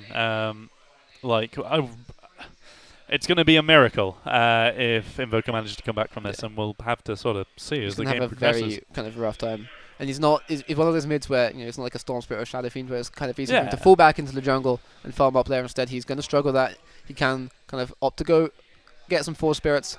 Do it a little bit, but really it's not his strength as a mid. It's kind of recovering. Yeah, it's definitely looking at because the Quas Wex is what would allow you to Quas Exhort is what would allow you to get that early farm kind of off the ball rolling. Like if you lose your lane, then you can sort of go to the jungle. It does rely a lot more on you snowballing. You're expected to get more levels before you go into the jungle, and in this game, the Wex Exhort build actually might pay off because the high levels of Meteor, if that rolls over like a big creep stack, then that'll be pretty nice. But you don't want to be in a position where you have to go and use Meteor to farm the jungle. Exactly. That's a very bad place to be. Exactly. Yeah. But it does allow him to take something big, because like you've got the high levels in it. Yeah, like even if it's like an ancient stack, you can do that because you put the Alacrity on yourself as well, and you're a ranged hero. You can take those stacks. The other issue here though is that Winter Wyvern is not really in the position where he can leave the Terrorblade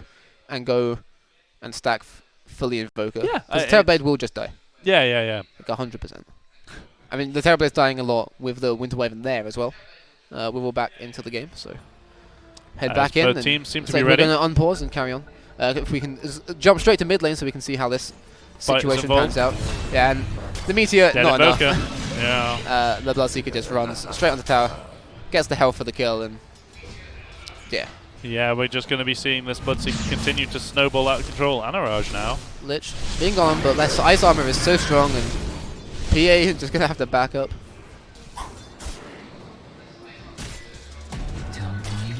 Kind of an interesting choice for Dire to have pulled that.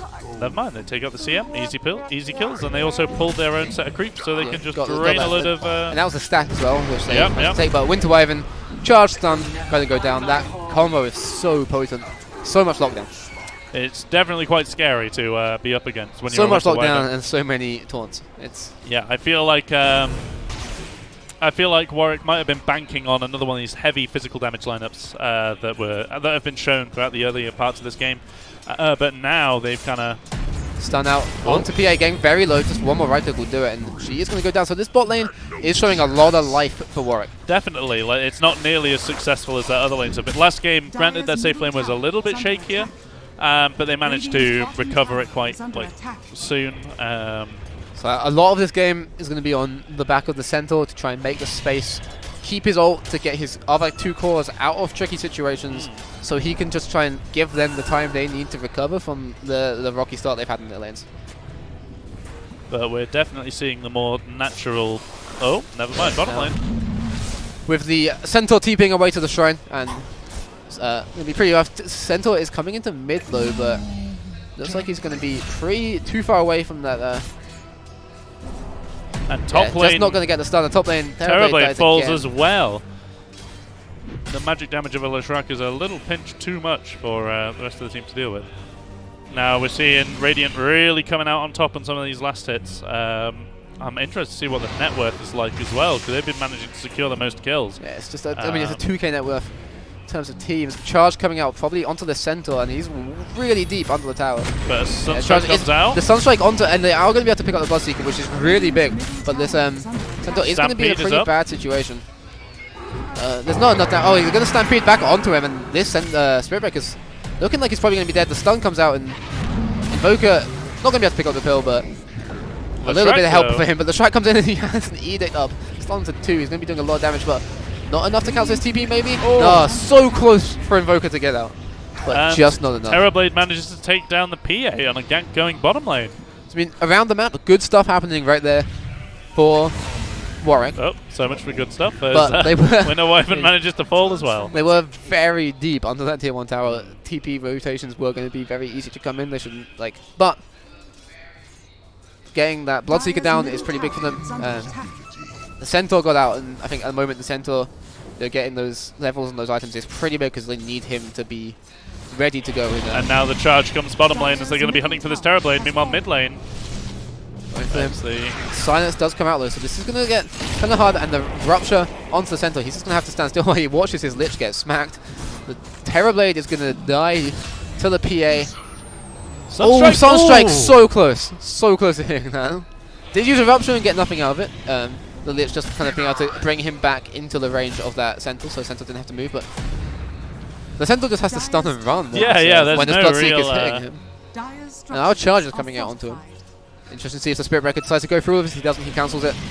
Just in that bot. Rune spot. Takes an Arcane Rune. Just to slip away from the Lich. And yeah, just backs away from Lich. He's doing so much damage to this. The Sunstrike is going to hit him. He's doing a lot of damage. He's going to run away. He's fast, and now a lot really bad for the Centaur. Just caught 2 more heroes rotated in, and 1 more level in Exhort. That would have been a kill. This is unfortunate. Freezing though, in a bit of problems.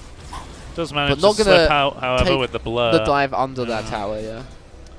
Fortunately, becomes untargetable to try and get, say, another Frost Blast on her. So she manages to escape with her life. This Leshrac is getting pretty fogged.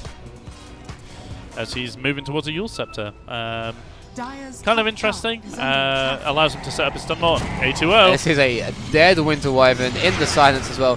Gonna get a little bit of heal from that Cold Embrace, but as soon as it's over, yeah, just gonna get smacked down. Good night, sweet prince. While top lane, that Leshrac does what Leshracs do, takes a tower. Although, Wizardzack looking like he's in a pretty bad situation, but as he's gonna get run down by 3 heroes, but Infinity's coming in, and he's gonna get the Rupture onto the Terrorblade. Terrorblade, that Rampage Stampede isn't gonna do anything for him. He couldn't move, and it's not even gonna do anything for Silo, as 4 heroes from Bristol crowd around him. There's a big sort of big thing with Spirit Breaker there, managing to bash up the Centaur whilst he's trying to stampede away, then followed up with a Frostbite, just stopping that hero from going anywhere after popping his ultimate. Yeah, that Stampede with the lockdown on him and the Rupture onto Terrorblade didn't give any hero the opportunity to escape that situation, which is really unfortunate. So, as this game continues to progress, Invoker's managed to catch up A2 to the rest of his team. Out here, taking so much physical damage. The stun just going to miss, gets up very, very close. The high ground. Actually going to come back down, but in through the trees, so it's away safely. Going to Cold Embrace himself. Might be risky with the heroes kind of pushing up towards him, but ends just before they get that vision of him, so should be okay. And they're pushing onto a tier 2 and they've got Edict up. They're doing so much damage to it so quickly. Sylar opting towards getting a Vanguard first rather than charge out onto Terrorblade. Got a real one. He does have a Sunder available. And Bonnie's just going to have to run away, and he's too fast for them. The added move speed of and his he's new actually coming back in with the ult onto the Terrorblade. This might be a bit overconfident with very little support back onto him. He's just toying with them right now, but he is going to drop. Overlom getting the kill, while Infinity takes out Aniraj on that Lich. And being chased down by 2 heroes is going to drop his silencer. They can't chase him instantly, and going to look to go onto this Winter Wyvern, or no, just going to go around him and head off in the opposite direction, away safely after taking down the Lich and just Sylar wandering away. unfortunately doesn't have... Oh, has the Stampede up Stampede now does as he come goes up. for the charge. Gets the stun off. The Sunstrike is going to hit, but it's really not that many levels of exalt, and he's just going to turn around and smack into the Winter Wyvern killer. continues healing. Kill some creeps to get the heal back, and now the charge comes out onto the Centaur. Centaur has no mana now, so he's going to really struggle to do anything, but That's the does 21 charges, however. yeah, does which pop his allows one charge. him He's going again. to heal him up, get his mana back. Bristol just going to back up. This Bloodseeker had so many first stacks. He is so fast right now, but the Shrine's going to cancel that out. He'll all back up. Dire's structures are fortified. Warwick would definitely in a position there. However, it's stuff like the Invoker is unfortunately the Meteor lands behind the rest of his team, or behind the rest of the Dire kind of Radiant's Radiant top tower is under attack. attackers. Stun out onto the Shrek with the Ice Armor. They're going to be chasing him down. The Sinister Gaze is just pulling him towards him with that ult, eat it up, doing so much damage to the Lich, and they just have to let him walk away because he's going to kill them. Like, these heroes for Radiant just don't have anything to be scared of. They like really they've have got free reign over this entire game right now. Yeah, like the high armor as well just means that there's even less to be worried about. You've got Bloodseeker sitting up there at 23. Now with a Blade Mail as well, of course, means that he can be even more ballsy in his deathly charges. There's a PA who's going to be having around 20 at this mark as well. Granted, you could argue that Terrorblade 23. And that's all natural armor as well. He's not really developed any armor items for that, so to speak. Wraithband's going to be helping out a lot. They give so much agility right now. So, but it doesn't keep him safe from the magic damage. Meanwhile, on the Dire side, Invoker doesn't really have enough levels to be dealing the magic damage he should be providing. And So the thing is as well, unfortunately- the PA hasn't really been involved in any of this. She's just been farming away, having a great time, getting her money, while the other 4 have just been killing everyone. And now CM buys 2 smokes. It's clear to see what's going to happen next. Someone's going to die. Somebody's going to die. Somebody is going to die. There is a ward, however, scouting out this Lesh and Spirit Breaker coming into the jungle, so people are going to start backing up. And as they start moving into the lower half of their jungle yeah, instead. they're not going to be able to find anything there, just that ward spying them out just in time. That ward actually about to time out, so it's quite unfortuitous timing for the Radiant there. Dire's top tower is under attack. Kind of interesting for Silo going the Vanguard first in a lineup. Granted, yes, there's a lot of physical damage, but Bloodseeker's kind of chomping through HP because of his magic damage. Dire's pipe is Bloodseeker gonna be a lowering really himself to big half pickup. HP, bullying a tower, it seems. Interesting, but okay. Sometimes you just got to take those fights. Yeah. And they do take the tower, so... And Bloodseeker not exactly short of ways to heal himself back up. Yeah. He's certainly going to be able to. Yeah. Just I continue think for fighting. Centaur, at least a pipe this game is going to be a huge pickup. Definitely. See, it could be at this point you might be regretting as the Invoker going not for the Quaswex build. Granted, it means you probably would have lost the lane even harder. So that kind of leaves it as a large point of contention. Spirit Vessel, however, of course, if you dump that on your Bloodseeker, his Blood Rage heal is going to be getting less and less as a charge comes through. They're hunting for Overlord. Onto the Terrorblade. It's going to be pretty bad. He gets the Sunder just before the silence, but the ult from the Spirit Breaker does hit onto him, doing so much damage. That Sunder not going to help. Spirit Breaker is going to go down to A2 ult though. And he Ryan's heals running back away. to full And health this is 'cause he an kills his incredibly teammate. fast and scary Bloodseeker with that double damage rune. A2 just going to be run under the tower. Double kill for DJ onto that. The Sunstrike going to be off the mark. Invoker nowhere in that fight. Maybe a good thing. He probably managing would to have fallen try and as get the some farm. rest of the entire team who were down bot. But unfortunately, Full. he's behind the Spirit Breaker in net worth. It is really For the twin. Yeah, not a fourth, funky Invoker game. fourth highest on the net worth. He has a lot of catching up to do. And it's 15 minutes in, an 11k net worth. We can see that Phantom Assassin opting for a Desolator just means she has even more solo kill potential against this Terrorblade. And Terrorblade, he really can't be sure. Like, a lot of heroes can't really deal with Terrorblade because of the Sunder, but PA, there's no telling whether she's going to use that crit that ends your life or whether it's just another 3 attacks of nothingness. So they're going to try and get the CM here. Cool, with the Sunstrike, but the route is going to probably be enough to stop the center actually chasing this any further. He does have his blink now, but can't be chasing down under a tier 1 at the moment. It's the issue because any kind of TP and that center's dead. There's the Desolator on PA as well, allows her to now really start split pushing, taking towers for herself as well as dealing with siege creeps really quickly. Big Warwick rotation comes in and Freezing just TPs away. Sees it coming. They've got that ward on the high ground around that tier 2 in the small jungle, so sees that rotation of 4 heroes coming, just TPs out. And they spot Terrorblade on a ward. The charge coming through onto him. This is going to be really bad for him. Just absolutely melts. He didn't have Sunder up and the tip. And a BM tip. Ooh, 2 tips onto him. 3 tips onto him. Racking up those battles. You hate to see it. Now Winter Wyvern going to get used up and stunned. The dagger comes in and doesn't even hit as she blinks in and first hit crits. And oh my goodness. no surviving that. This is the most brutal showing we've seen so far. Bottom tower is under attack. And now with the Edict, this tier 2 Dire's middle tower is under just going to attack. fall Dire's instantly. middle So, tower there's only a has bit of health fallen. left back on it. And no hope. My goodness. Now. So, Going to move on into Roche. Bloodseeker already been working on it a little bit along with his body bunnies. Roshan, nice little snow effect for the winter season, but it is going to fall so fast. They're picking it out, but it's too late. That fooled incredibly quickly, especially with that Desolator now. it's looking scarier and scarier. Now Spirit Breaker building towards a Spirit Vessel. Meaning that extra regeneration from Ice Armor, I believe he gets, as well as Winter Wyvern. I mean, the Ice Armor regen is a talent pretty late on in the game, but Spirit Vessel, just a good item. Really, gonna ramp up that Wyvern heal. Gonna try and maybe shut down the Bloodseeker a little bit.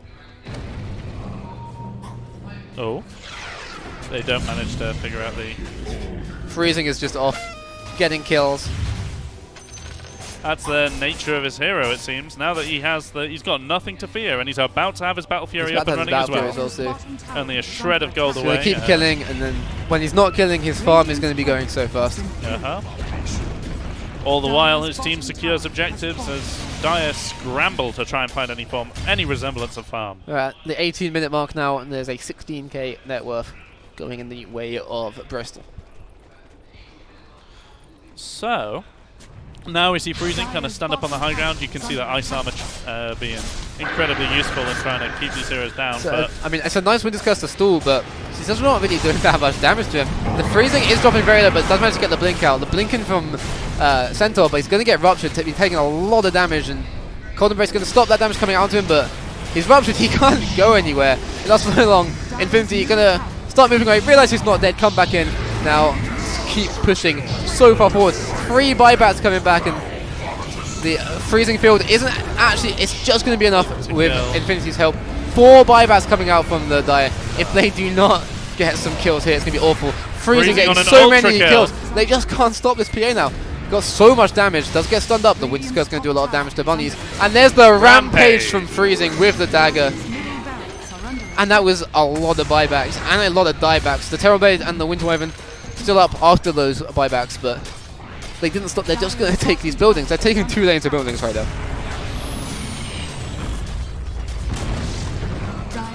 Freezing did so much there, and they just didn't seem to be able to touch him. That's the charm of the hero, or rather lack thereof. There is a lot of D-push coming out from the Winter Wyvern, but it's not enough to stop them. Exactly. Just smacking onto these racks. Mid are dead. The Shrek can just go away. The physical damage heroes, they stay there, they hit one, the Shrek goes to another lane, kills it. It's the fear 25k net worth. It's a lot of big items suddenly all appear on Radiant's side as well after winning that massive fight. Granted, it wasn't much of a game changer. However, it just further secures their 26k gold lead. At 20 minutes. Yep. To a future of grief. More than 2 kills per minute this game as well. It's action-packed, and it's definitely gone towards the Radiant's favour. Okay, Radiant showing up. How fast she kills those. Got her Battle Fury now. And Invoker slowly scrounging his way towards a Yule Scepter, but we'll just have to see whether that manages to fully come out yet or not. I mean, this game seems to just really be in a situation of win the lanes, win the game. And the lanes were so dominant, like so unbelievably dominant. Yeah, a lot of Warwick's lineup depended almost on the win lane, win game. Someone could argue that putting the Terrorblade and PA versus each other in a lane might have been a more interesting way to line it up, but that Spirit Breaker can just walk all over the map regardless of where he goes. I don't think Centaur, you need your Centaur to be able to... He charges out onto the Lich, ults out. Oh, Big Invoker combo finally though. coming into a fight, getting a nice kill onto Wizardzack. And this might be a nice fight actually. 2 are dead, but... Oh no, And never the mind, Blink Kid. never mind. PA decided to join in. Again, it's like a just shred of cleans up. hope. And there's no buybacks left. And Yeah. the thing is, they know there's no buybacks now. It's not like they might... Do they have the money? Do they not? They used them all. Yeah, the only one is the Invoker, of course, but Didn't die. what's an Invoker going to do? That was really nice from the Spirit Breaker as well. He charged onto the Lich and then ulted onto the Wyvern, locking them both down as the Strat came in to follow up with his charge. And they're just going to go for the throne. They have so much damage onto these buildings right now. Invoker and Lich looking to come in and maybe do something to deter this, but it's very hard to see what they can. And they're going to change their minds, go for the Megas instead. Maybe a bit safer. Just opens up the opportunity to continue just Yeah, securing the last bits of this game. And they get to hear that nice new horn. It's a very satisfying sound. And these buildings just melt. And he's going to jump on the Aniraj, but nice Winter because it's going to save him with the stun follow-up. The double edge is going to be a bit early, but this is actually quite nice from them. It might be a bit too late now that they've lost Megas, but that was a very nice team fight execution. They just didn't actually have the damage in said execution. Like they did everything they had to. Centaur may have used his W a bit too early. And we're just watching the Disco Pony kind of walk all over this dire team. Yeah, they did everything they had to. They just didn't have the levels and all the items for everything they had to do to be enough. And there we have it. The good game is called. And that is a 3-0 Bristol. I'm going to smoke up and run emoting into the fountain as they are your NSE Winter Champions. A 3-0 from them. Not every single game not was one extremely game convincing. dropped. Yeah. Not one game dropped throughout the entire season. They're definitely going to be ones to watch as soon as the next set next season comes out. They are going to be the team the to team watch. To beat. Yeah. So far, it seems like no one is going to be able to. They have not 2-0, 2-0, 2-0, 2-0, 2-0, 2-0, 3-0. Going to have to see whether some of these players, some of the other universities are going to have to do their homework on this team and try and figure out where their weaknesses lie. There's GGs on both sides. They're quite happy to see the... In second place, still respectable. Like, they should still be happy that Bristol have been looking so strong all season. Like, definitely. Coming into a final against Bristol had to be daunting. Yeah, I mean, Bristol has shown why they've been so dominated. Yeah, I'm not sure whether they might have played each other in the past. I feel like a lot of the... I believe they didn't. Every team... Oh, they haven't. Warwick hadn't played them. The only team they lost to during the season was Imperial College. Ah, I see. Well, we see how that kind of comes back to bite them. They might have not had the same sort of warning signals as other teams may have had engaging Bristol in this grand finals. But nonetheless... Bristol, they had their game plan and they stuck to it. They didn't. There was no kind of reactive play or anything. I mean, especially in terms of their drafts, they knew what they wanted to do. They knew how they wanted to win Dota. They did that and they won Dota. Exactly. So, without further ado, yeah, congratulations, very much to the Bristol Brood pickers who didn't pick Brood once. So they are not only excellent Dota players, but they are also liars. But thank you very much to everyone who's watched the NSE finals, not just the Dota, but the entire last 2 days. We've had some really, really excellent gamers. Thank you to the event here. Thank you to NSE for letting us come and cast. Thank you to Keel for letting us use their stream. Thank you to Charlie for doing the obs. Thank you, Ed, for co-casting with me. And thank you all for watching. I hope you enjoyed it. Goodbye.